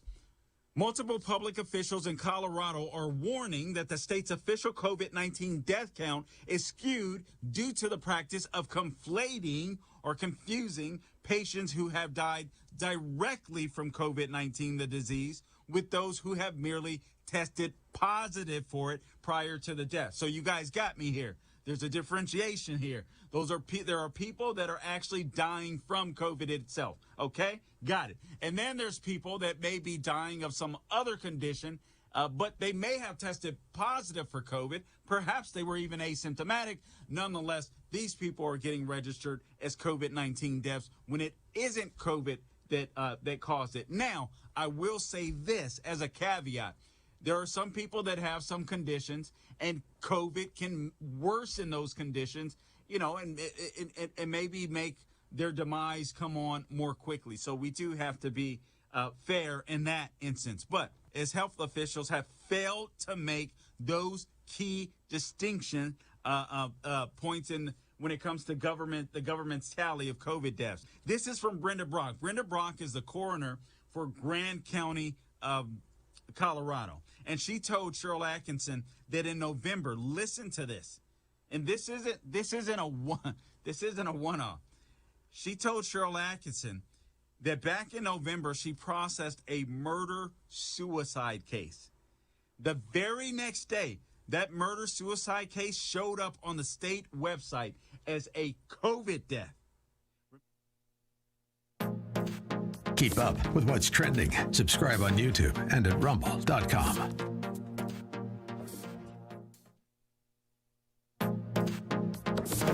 Trending now on the Mike Gallagher Show.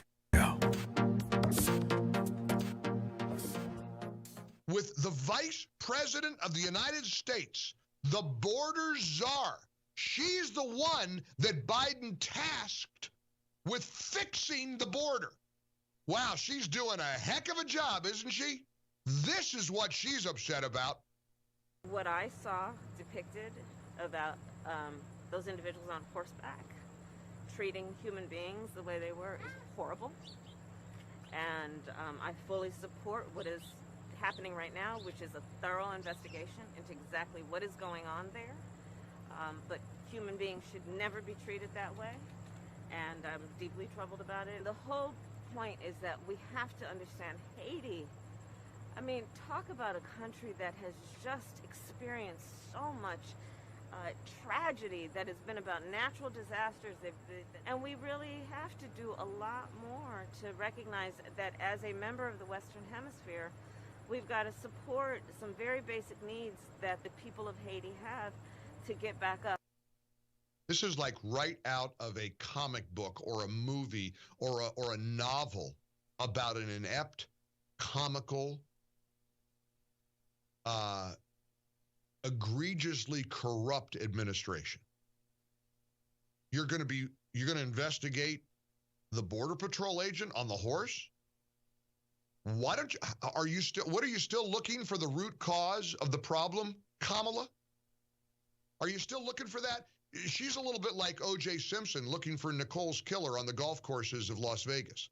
He's still on that search, for the real killer of Nicole and Ron Goldman. Keep up with what's trending. Subscribe on YouTube and at rumble.com. The Democratic Party somehow has convinced black people that they're the good guys. Never mind the skanky history of the Democratic Party. That was a party of slavery. There is a whole big cottage industry for racism. If racism went away, a lot of people would be unemployed. The mob during the Minneapolis riots following the death of George Floyd. A bunch of white thugs, frankly, burning down the city's traditional black and Asian business district. They're racist. Everything's racist. Look for Salem Now in the App Store or go to salemnow.com. Trending now on America First with Sebastian Gorka.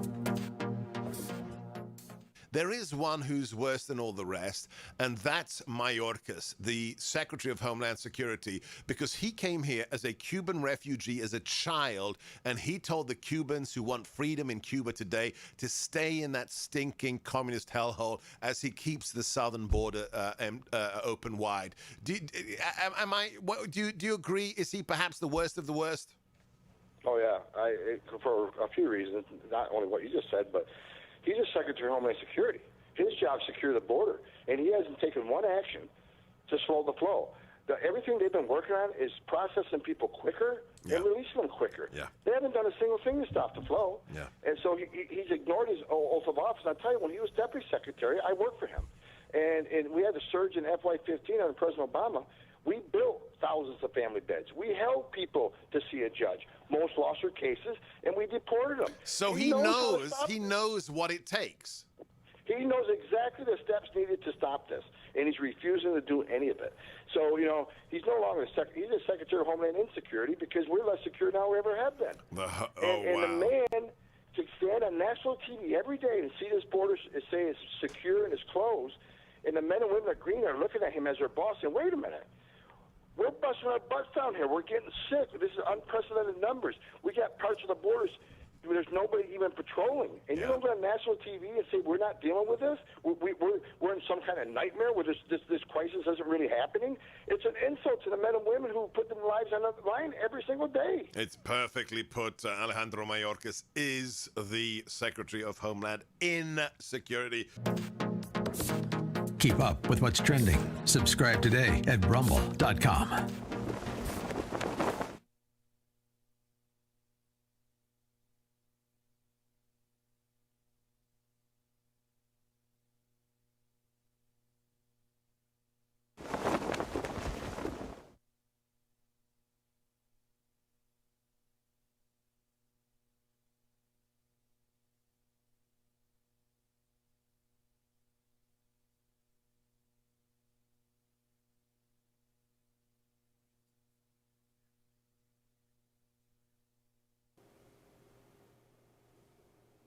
Morning, Glory America. Bonjour, hi, Canada. Greetings to everyone in the United States. One of my favorite guests, Senator James Lankford from Oklahoma, joins me. I love Senator Lankford because of his voice. I love his family. I love the fact that for years he ran Falls Creek Youth Camp in Oklahoma, so he knows basically everyone who's anyone in Oklahoma and went to church camp ever. Good morning, Senator. How are you? I'm doing very well. Good morning to you as well. Well, Senator, I am curious. You're on finance. You're one of the guys who control. You're the taxpayer's friend, according to the National Taxpayers Union. You know what's going on. The reconciliation instruction didn't include an instruction to raise the debt limit. So I think they have to amend the budget resolution. I think it's got to go through you.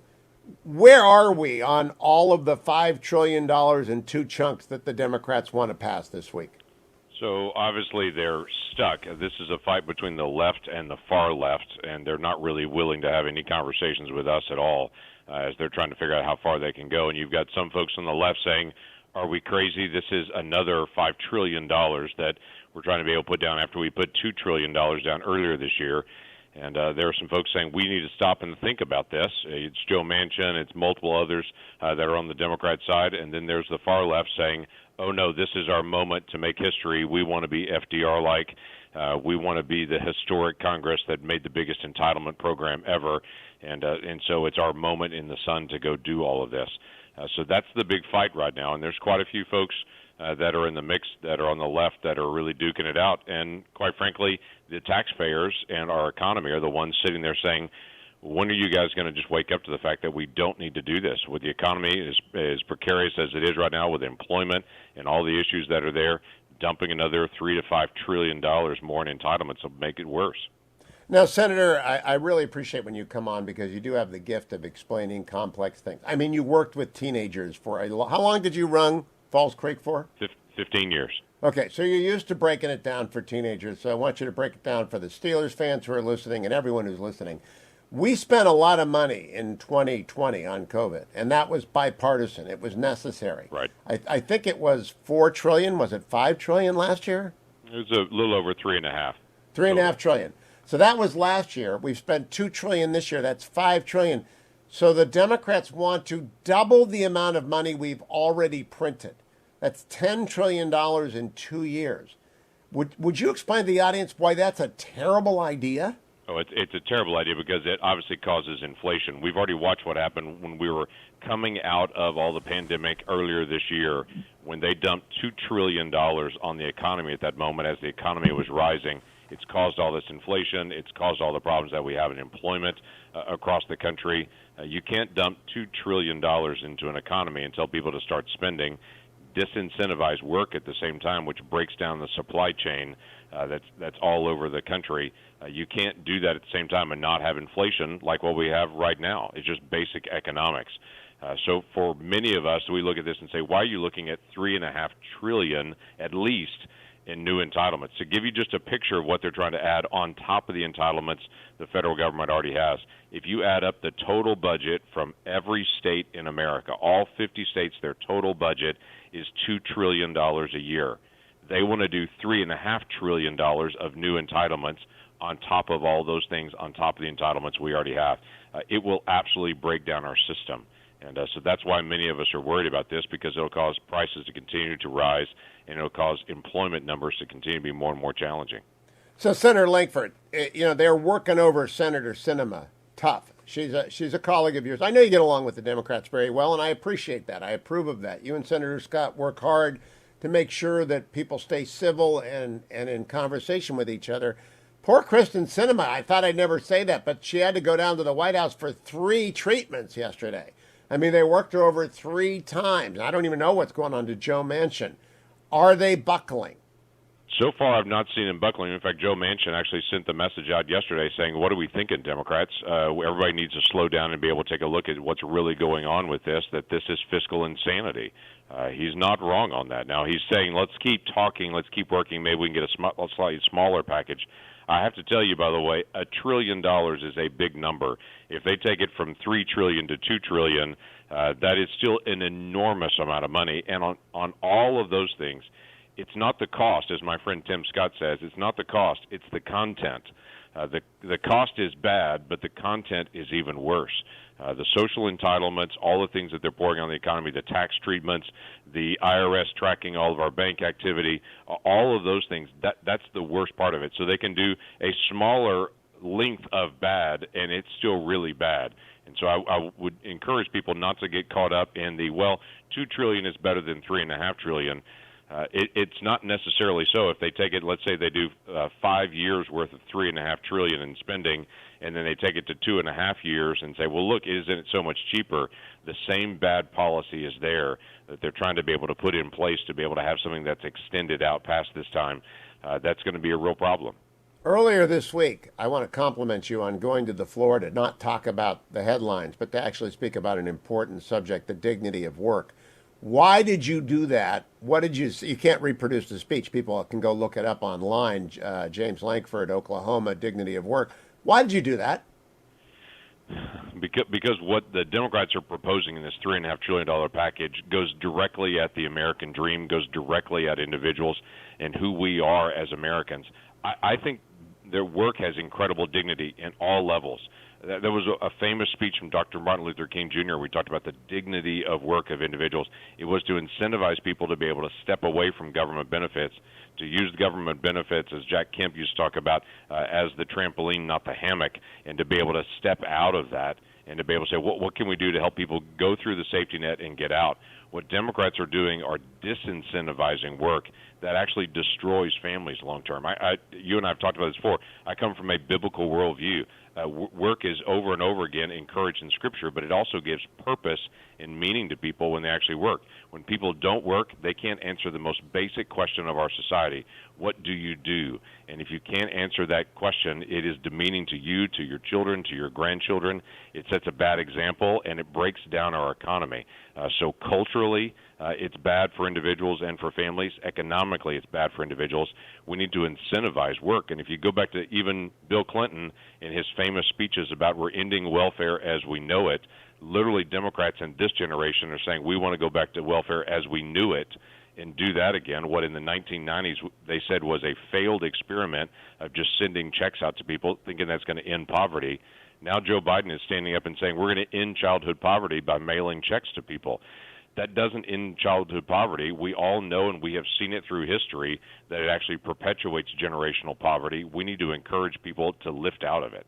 Now, I also want to pause on your colleague, Ron Wyden. I'm sure he's a nice guy from Oregon.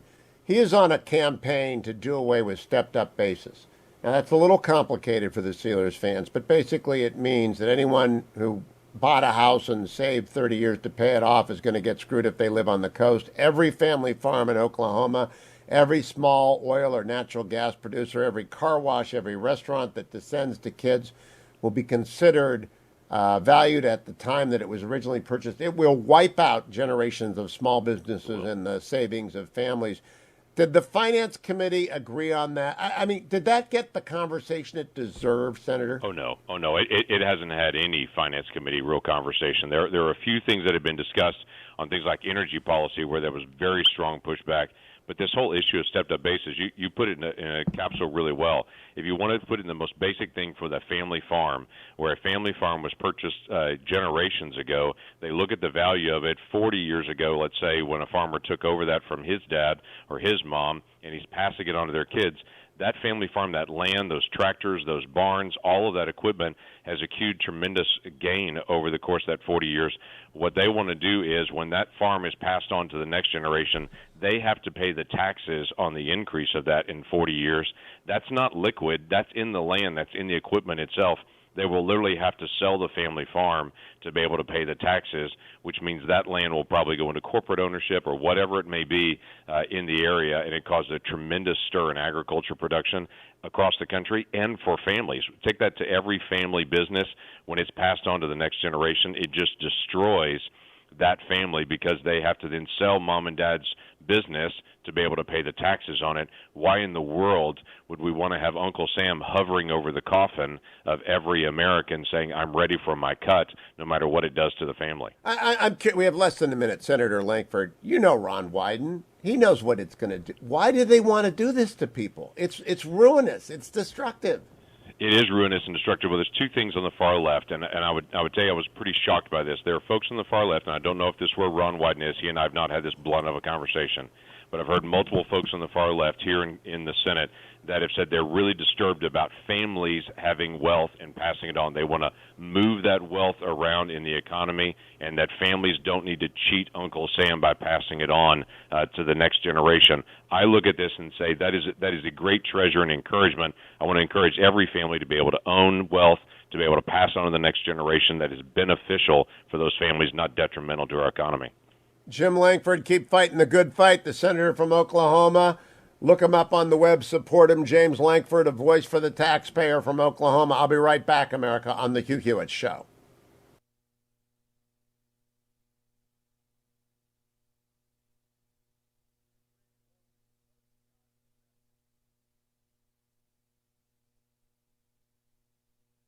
The Democratic Party somehow has convinced black people that they're the good guys. Never mind the skanky history of the Democratic Party. That was a party of slavery. He said, listen, I gotta give these niggas enough.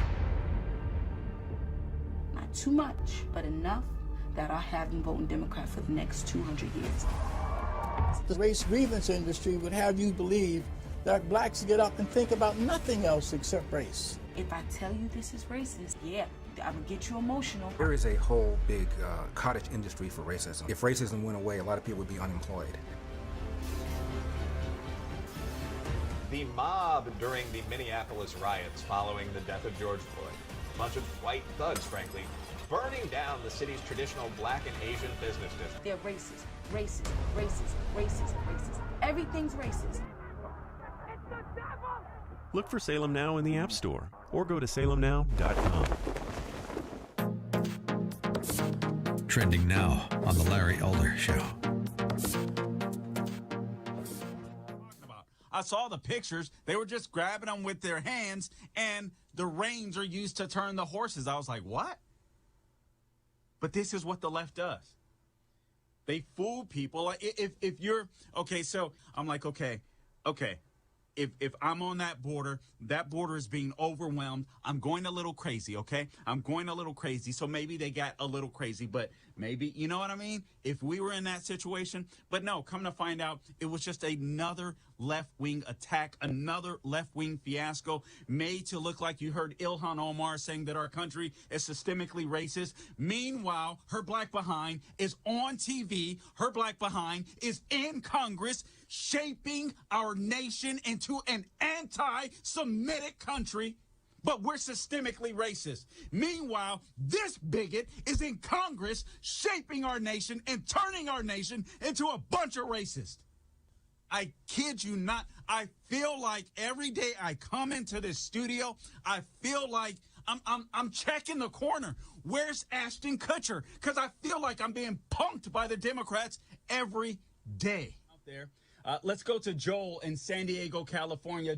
Yeah, man, 1996, everyone forgets 900 FBI files were found in the Clinton White House.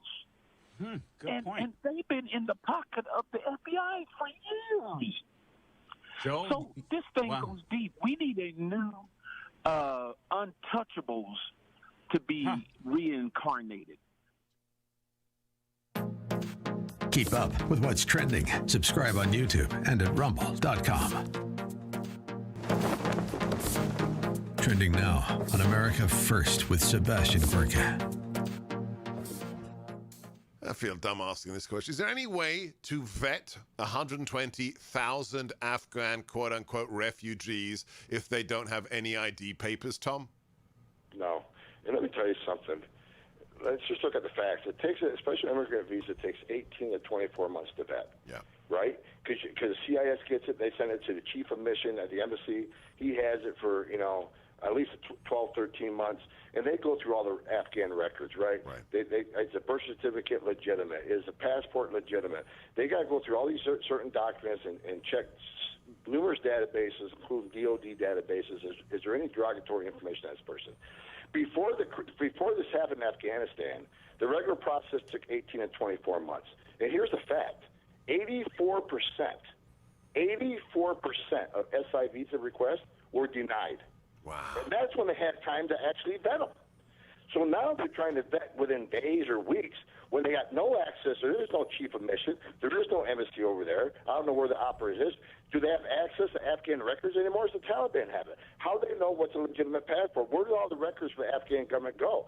So we got no staff over there, no insight over there. We don't have access to Afghan paperwork. And I talk to people here. Exploited by terrorists. That's just garbage, right, Tom? We are scary unsafe. Keep up with what's trending. Subscribe today at rumble.com. It's powerful.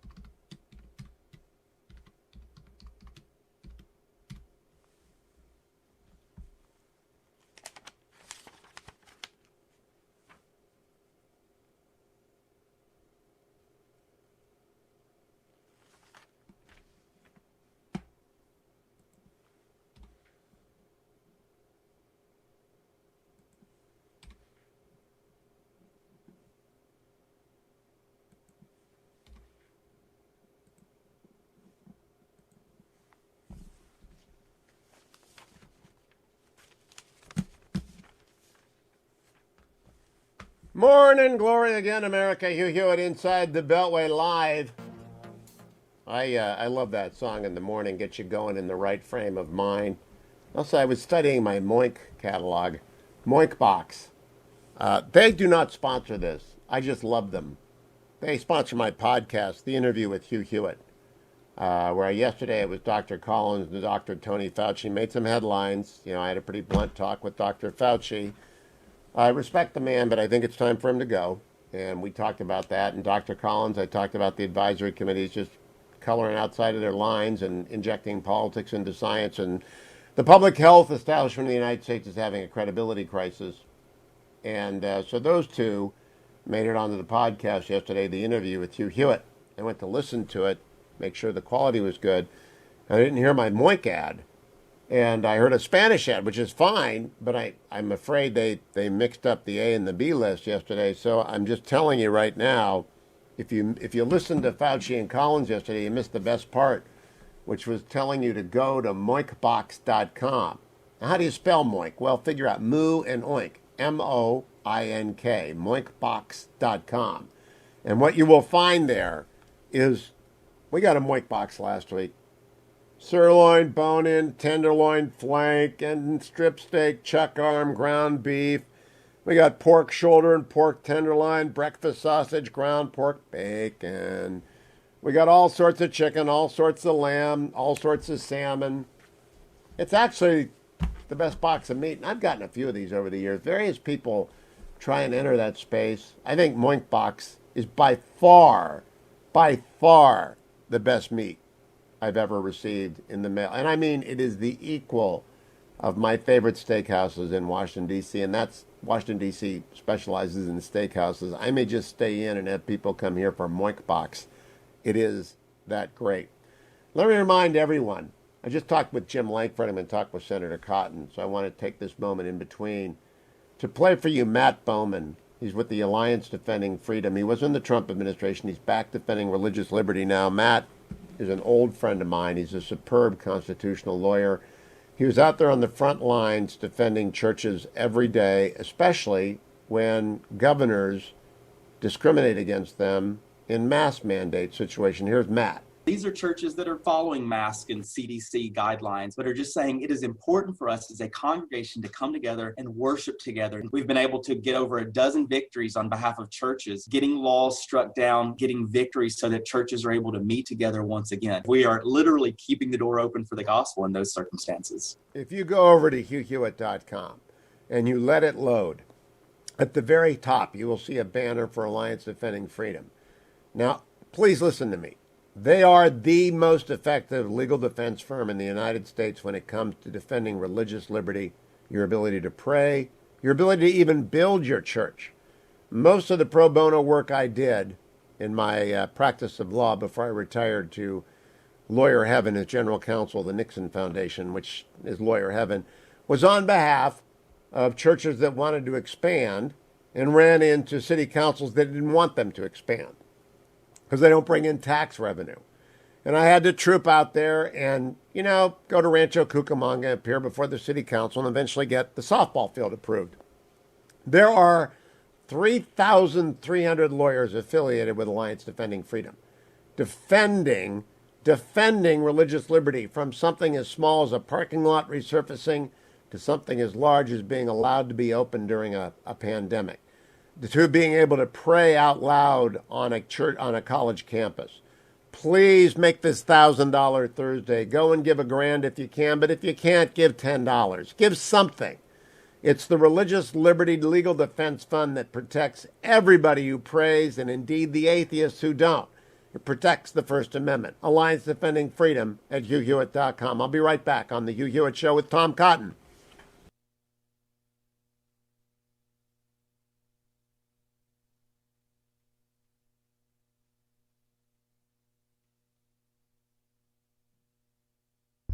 The most powerful organs of the state are not merely corrupt, but that they've been weaponized. We are now all rooting for his success. That's not what happened. It was a complete ambush. I thought it's early enough.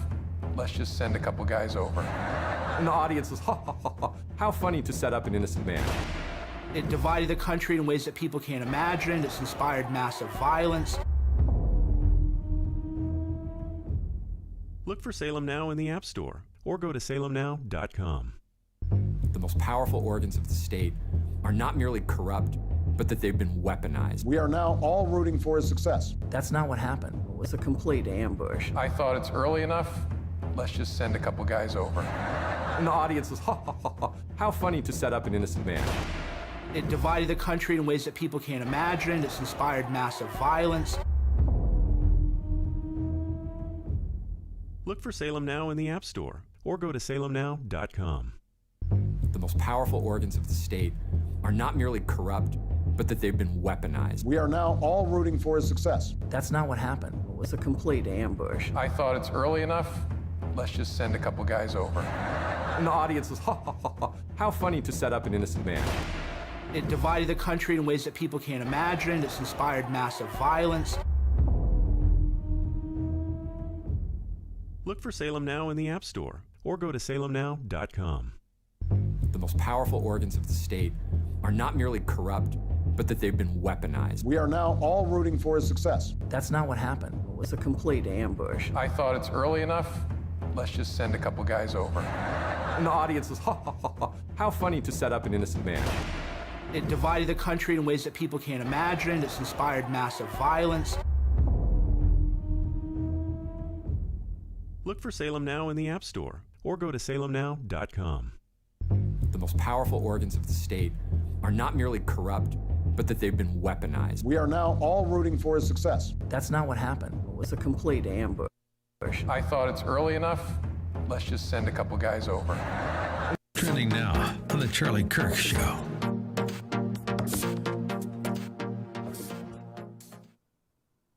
The front page of the New York Times, the alleged paper of record. All the news that's fits to print, Pravda says. Front page of the New York Times says, Manhattan is buoyed as Google buys a building for $2.1 billion. New York Times also says, Trump campaign new vote case was groundless. This is what the New York Times is covering today. The paper of record.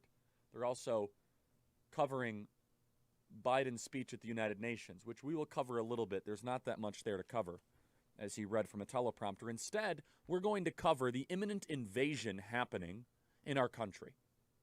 We already have had 1.8 million people illegally cross into our country this year. 1.8 million. Cutting in line, border jumping, breaking the law. These are criminals, and they should be treated as criminals. This is designed disorder by the Biden regime. And only thanks to Fox News stumbling across this and publicizing it do we even know this is happening.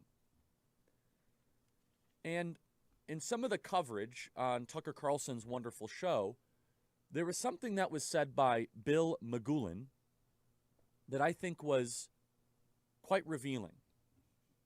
Something that I think exposed how this could actually be solved. that many people are upset that the southern border is wide open, but we feel powerless. We feel helpless. In fact, we are told that unless the Biden regime steps up and does something, there's nothing we can do. Keep up with what's trending. Subscribe on YouTube today. Trending now on the Dennis. Thought to be written in a lost journal. Now, in the right hands, it could revolutionize the 21st century, but in the wrong hands. Kill him. Jump.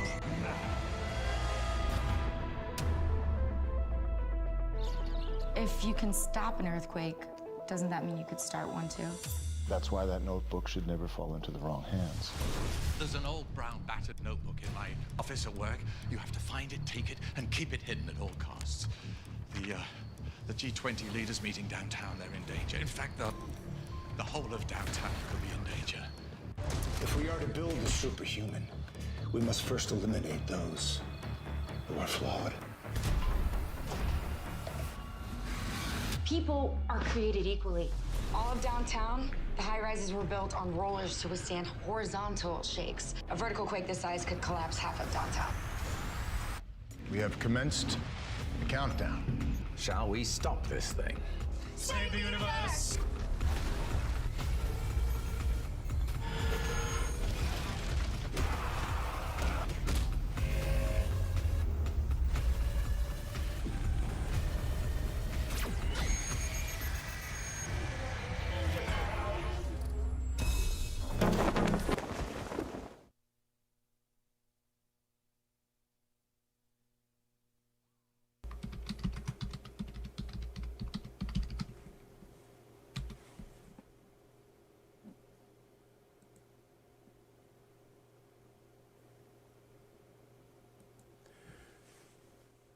Welcome back, America. I'm Hugh Hewitt, joined by United States Senator Tom Cotton from the state of Arkansas. Arkansas is in the top 10 for the first time in my memory. Good morning, Senator, and congratulations on the Razorbacks' rise. Good morning, Hugh. Thank you. It's nice for you to be able to congratulate the Razorbacks once as opposed to the Buckeyes will celebrating the Buckeyes' victory. Yeah, once in a while we'll get there. Hey, what is going on in Massachusetts this morning? Hugh, you're aware of the phenomenon that I call the Soros prosecutors. George Yes. Soros and other left-wing activists have helped elect radical pro-criminal prosecutors across the country, like Larry Krasner in Philadelphia and Chesa Boudin in San Francisco. Another one is Rachel Rollins in Suffolk County. Rachel Rollins has now been nominated by Joe Biden to be the U.S. Attorney for Massachusetts. This is a woman, Hugh, who has ruled an entire category of crimes as presumptively off limits for prosecution unless her assistant DAs seek higher supervisor approval. And Hugh, these are not crimes like jaywalking. I'm talking about breaking and entering, malicious destruction of property, drug trafficking, including fentanyl. And it's not surprising that over the last nearly 3 years since he took office, that murder and crime has spiked in Boston. And moreover, Hugh, she lacks the temperament to hold the office of U.S. Attorney. She has said that she wants to destroy the criminal justice system from the inside. She had said that she's going to go to war with the U.S. Attorney's Office as a DA in Suffolk County on things like opioids and immigration. And last Christmas Eve, Hugh, she had a road rage incident at a mall with a local citizen because she wanted to merge into the traffic lane first. So she rolled down her window, threatened her, turned on her police lights, and warned that she was going to give her a ticket. Huh? Now, Hugh, I will tell you that it is unusual. It's not unprecedented. It's unusual to have recorded votes on U.S. attorneys. But if Joe Biden is going to start elevating these Soros prosecutors like Rachel Rollins and Larry Krasner and Chesa Boudin to U.S. attorneys, I can assure you that we won't just have recorded votes, but that Republicans will oppose these nominees and make it plain to the American people that the Democrats are elevating radical pro-crime prosecutors in into these very important offices. You know, yesterday, Senator Cotton, I asked the audience why they thought the United States experienced a 30% rise in murders from 2019 to 2020. 30% in murders, 21,000 murders. A lot of it has to do with lawlessness that is being decriminalized, leading to lawlessness at a higher level. No one has decriminalized murder, but a lot of people are walking away from minor crimes with no bail, walking away without being charged. It's all cumulative. It's the broken windows theory. And Hugh, that's right. In Suffolk County, under Rachel Rollins' tenure as district attorney, is a perfect example of that. Her logic for refusing to prosecute crimes like drug trafficking, Hugh, not drug possession, drug trafficking, and breaking and entering, and malicious destruction of property, is that if you don't prosecute those crimes, then when the criminals commit more serious crimes in the future, they won't face such long jail sentences. I'm not making that up, Hugh. That's part of her logic. Will Elizabeth Warren and Ed Markey actually sit down and introduce her to the committee? You're on Judiciary. Do you expect them to actually do that? I don't know if they plan to do that, Hugh. Again, typically, we don't even have hearings for U.S. attorneys or recorded votes. So this is a rare moment on the Judiciary Committee. But you know what's also rare, Hugh? Nominating a woman to be the U.S. attorney who said she wanted to go to war with the U.S. attorney's office and destroy the criminal justice system from the inside. Well, good luck with that. You may have to use your hold. Let me ask you about Secretary Austin, General Milley, and General McKenzie. We have had 2 days of hearings. I've played a lot of it. At the end of those 2 days, what's your estimate of that trio and what happened in Afghanistan? Well, they pulled back the curtain on Joe Biden's terribly flawed withdrawal from Afghanistan and exposed his lies to the American people. As they said under questioning from me on Tuesday, all three of them, and Scott Miller, the commander on the ground in Afghanistan, a legend in the Special Forces community, former commander of JSOC, a man who spent almost half of the 20-year war in Afghanistan on the ground in Afghanistan. All four of them recommended that the president keep a small troop presence in Afghanistan to prevent the exact kind of debacle that we saw. Joe Biden went on George Stephanopoulos' show last month, and this is the same Joe Biden that in April and May was all chesty and swaggering about how he had rejected the general's advice, just like he had done in 2009. He was the only one shrewd and tough enough not to be boxed in by the generals. But then when things went to hell in a handbasket in August, like, nope, no generals ever told me this. Yep. Another point, Hugh, that we learned is that Joe Biden has been telling everyone, well, all the generals said at the end that we had to get out by August 31st. Unanimous recommendation, 31st deadline after Kabul fell. Well, General Milley testified under my questioning that they weren't even asked their opinion of that until August 25th. August 25th, 5 days before the withdrawal. Might have been a little different if Joe Biden and his White House officials had said on August 15th, the moment Kabul fell, like, holy smokes, we got to do something to get our people out. Generals, what do you think? Or if they just followed what Lloyd Austin testified, that they started making plans for evacuations as early as April and May, yet the State Department and the White House continued to put them off and refused to let them execute it. That's why we had people calling our office, Hugh, after August 15th and said, hey, I'm here in Afghanistan, I'm stuck now. I had tickets to fly out on August 20th or August 28th or September 7th because they believe what Joe Biden had said about the government remaining in place and the security forces remaining in place. Well, Senator, I watched as well. Our friend Mike Gallagher asked General McKenzie yesterday whether or not the attack on Forward Operating Base Chapman in March was a violation of Doha. General McKenzie paused for a long time and then said bluntly, no, I do not believe that's correct. 7 Americans were wounded in an attack directed at an American facility. I believe the Doha agreement was off from that moment going forward. Do you believe there was any intention ever to enforce the conditions of the Doha agreement by President Biden? No, not at all, Hugh. And General Milley also testified to the Senate that putting aside the question of violence against American troops, the Taliban never fully honored a single other term or condition of that agreement. Joe Biden made it clear from the very beginning that he was going to withdraw from Afghanistan no matter what. total disregard the likely consequences and the advice of his senior commanders. And this is the one case in which President Biden said, well, Donald Trump had a policy and agreement. Can't do anything about it. If only he had shown such deference to President Trump's Remain in Mexico agreement with the Mexican government, or safe third country agreements with Central American countries. If only he had followed that lead on the Paris Climate Accord with the Iran nuclear deal, we'd be in a much better position than we are today. And if he had taken the terms and conditions of the Doha Agreement and held the Taliban's feet to the fire, we'd be in a different position in Afghanistan as well. We wouldn't have thousands of people left behind Taliban lines. There are still American citizens trying to get out. There are still green card holders trying to get out. I know your office remains deeply involved in that. Senator, I don't know how we overcome the embarrassment of this, but I don't think we ever do without an accounting. 2 days of hearings did not answer questions. We still don't have a chronology. We still do not have any idea why the Taliban got control of Kabul. General McKenzie said he didn't negotiate that. Maybe check with the special representative. Are you going to have the special representative come over and talk to you as well? We are going to have more hearings on this topic. We're not going to let it go.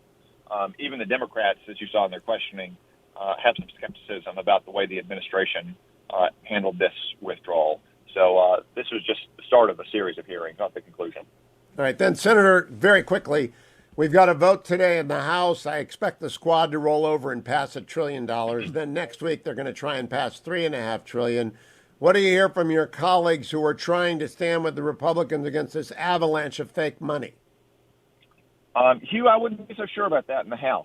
Nancy Pelosi has this puffed-up reputation as a legislative maestro who always has a plan. In reality, Hugh, she's just been stumbling from one deadline of her own making to one crisis of her own creation, trying to juggle all the balls and keep them in the air day to day. I think today may be the day they all collapse, though. And the reason they'll collapse is because the Democrats are in total disarray, and they're in a circular firing squad as Joe Biden's poll numbers plummet and the American people begin to realize just how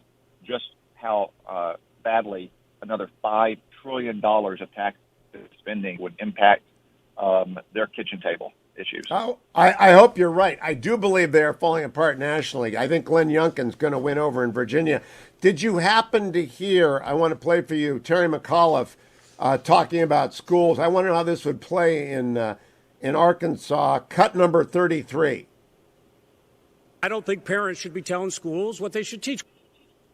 How would that go over in Arkansas, Senator Cotton?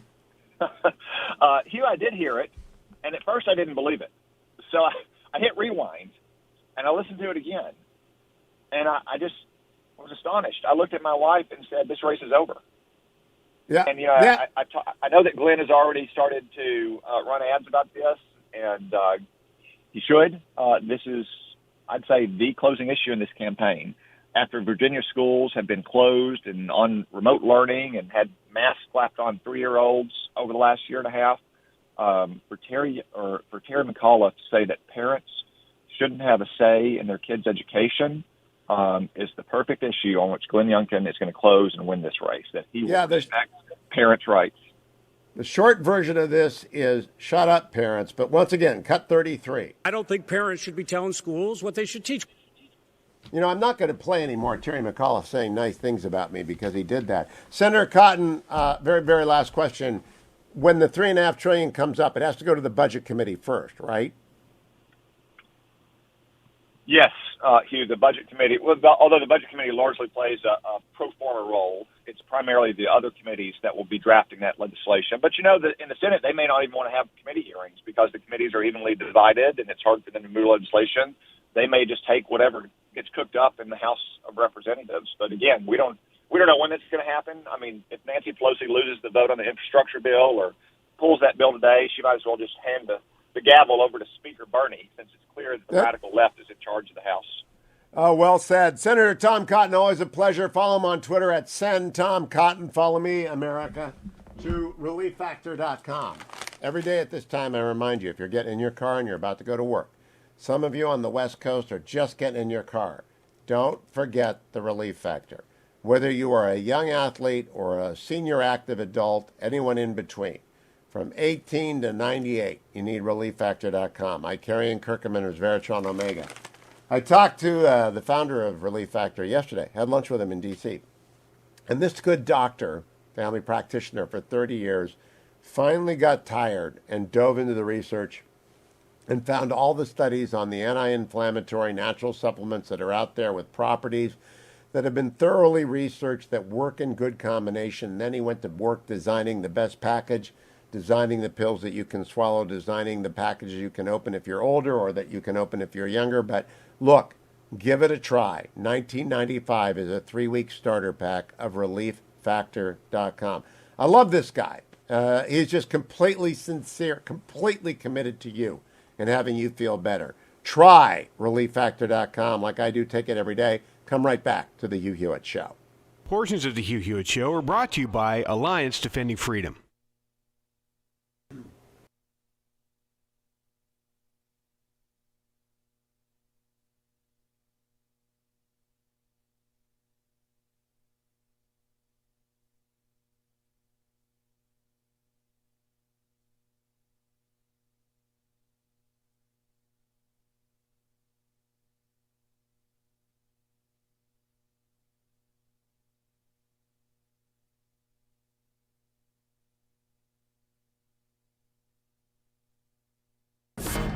Trending now on the Dennis Prager Show.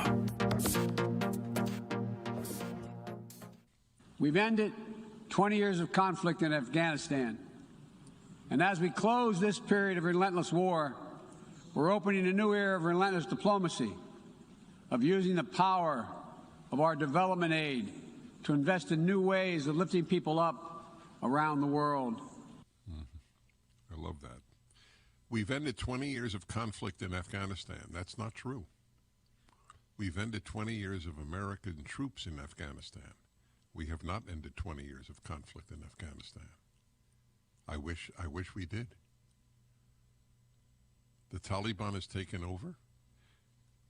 That is exactly that would be like saying if Churchill had decided not to fight Hitler any longer. Well, we've ended all these years of conflict with Germany. Except when you have tyrants in charge, violent tyrants, you have not ended conflict. You have only ended your role in it. It shows the statement is fascinating. It's so incorrect that it really demands explanation. Why would somebody say something so incorrect? We have not ended 20 years of conflict. We have ended 20 years of American engagement, or at least direct engagement. And that is because basically most people, and I even include a lot of conservatives, really don't give a damn about Afghans. Something I've never quite understood. I am forthright about this. I think America should be the world's policeman. Keep up with what's trending. Subscribe on YouTube today. This most amazing discoveries thought to be written in a lost journal. Now, in the right hands, it could revolutionize the 21st century, but in the wrong hands,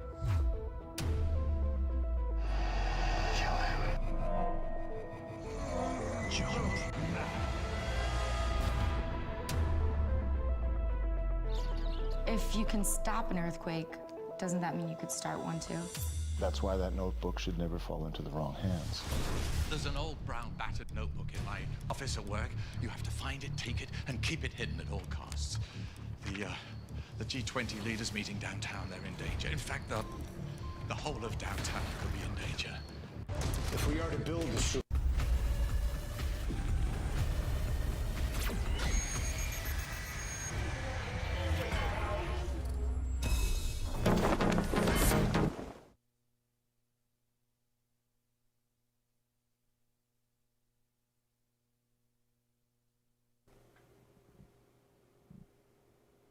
Welcome back, America. I'm Hugh Hewitt inside the Beltway. Mark Davis will be in for me tomorrow, and I appreciate him doing that very, very much. I want to bring you a market update before the big votes happen today. The big votes. The big vote on the infrastructure bill, and that vote will key off on whether or not the $3.5 trillion gets spent $5 trillion on the line. $5 trillion. It's more than we spent in World War II. Insanity. Democrats, don't ever vote for another Democrat. You just can't trust them with your money. They take it, and then they blow it. They burn it. Yesterday, the Dow went up 90 points. The NASDAQ went down 34. Most importantly, the 10-year Treasury inched up. If you're going to buy a home, and that's the place you protect yourself from inflation, go to andrewandtodd.com today. Great sponsors of this show. They are lenders with Sierra Pacific Mortgage. You can call them at 888-888-1172. I've known Andrew forever. Whenever I talk to him, it's a good 2-hour conversation. We cover everything. I've known Todd Avakian for half that time. They're both great Christian men. I've been in a Bible study with Andrew for years and years and years when I lived in California. And I trust him, and you can trust him. They will do right by you. Every member of their team will do right by you. I think the best thing to do is to go to andrewandtodd.com and answer a couple of questions online. They can sort through and have answers for you when they give you a call. But if you like the old-fashioned way, pick up the phone. 888-888-1172. 888-888-1172. I hear announcers on the radio give phone numbers so fast that no one can remember them. I always want people to remember 888-888-1172. That's professionalism right there for you. I also want you to know what the Washington Post has today, an opinion by Perry Bacon. I like Perry. Perry and I have done some TV together. He's an NBC guy. He's also a columnist at the Washington Post. In reconciliation debate is the headline. Will the Democrats' left wing ultimately fight or fold? Hugh Hewitt is predicting they're going to fold like lawn chairs because Nancy Pelosi is going to make them fold. First paragraph, employing a high-risk, high-reward strategy. The most progressive Democrats, that means the left-wing lunatics, in the House are trying to aggressively assert their power this week. The reward would be advancing their policy goals and demonstrating they have real clout. The risk is that they'll be defeated in a way that validates the nagging critique that their outsized influence on Twitter and in left-wing circles rarely translates into victories at the ballot box or on Capitol Hill. It's a gamble they're right to take. Now, Perry is a lefty, and so he wants the squad to hang together and vote down the infrastructure bill. I tell you, the squad's going to fold, and if they're not going to fold, there's not going to be a vote. Nancy Pelosi won't risk the embarrassment of losing. But I think they're going to fold. And then I think Kristen Sinema and Joe Manchin are going to fold. I think we're going to end up with between $3 and $5 trillion spent that we don't need to spend. I think we're going to end up with inflation in double digits. I think it's all predictable. It's all easy. Brian Westbury comes on this show every week and tells you you cannot print money and not have the value of the money you already have earned decline in value. That's why the stock market keeps going up. Gold is a good investment. It's why real estate's gone crazy for 2 years, is that we've been printing money. And now the Democrats want to print another $5 trillion. Now, we printed a lot of money last year because the Chinese Communist Party allowed the virus to escape from China and cripple our economy, and we ordered a shutdown. It was a rare thing. I've seen a lot of rare things. I've seen 9/11. I've seen the 2008 financial crisis, and now I've seen the virus. I've been on the air for 30 years. There is no rare thing right now. There is no emergency. There is nothing demanding. There's no war. There's nothing demanding that we spend $5 trillion, except the Democrats' desire for votes and their indifference to your wealth and your indifference to the tax hikes they're proposing. They're going to force your children to sell your house, to sell the farm, to sell the small business. When you die, in the old days, under the current tax code, the basis in that home and in that building and in that business, in that farm, would, quote, step up.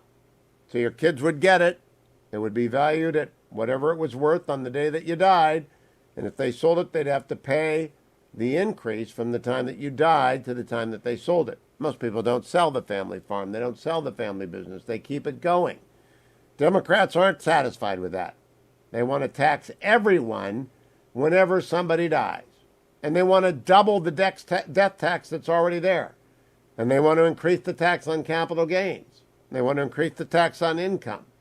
They want to tax everything so that they can spend it on the Green New Deal and on the Friends of AOC and the Squad.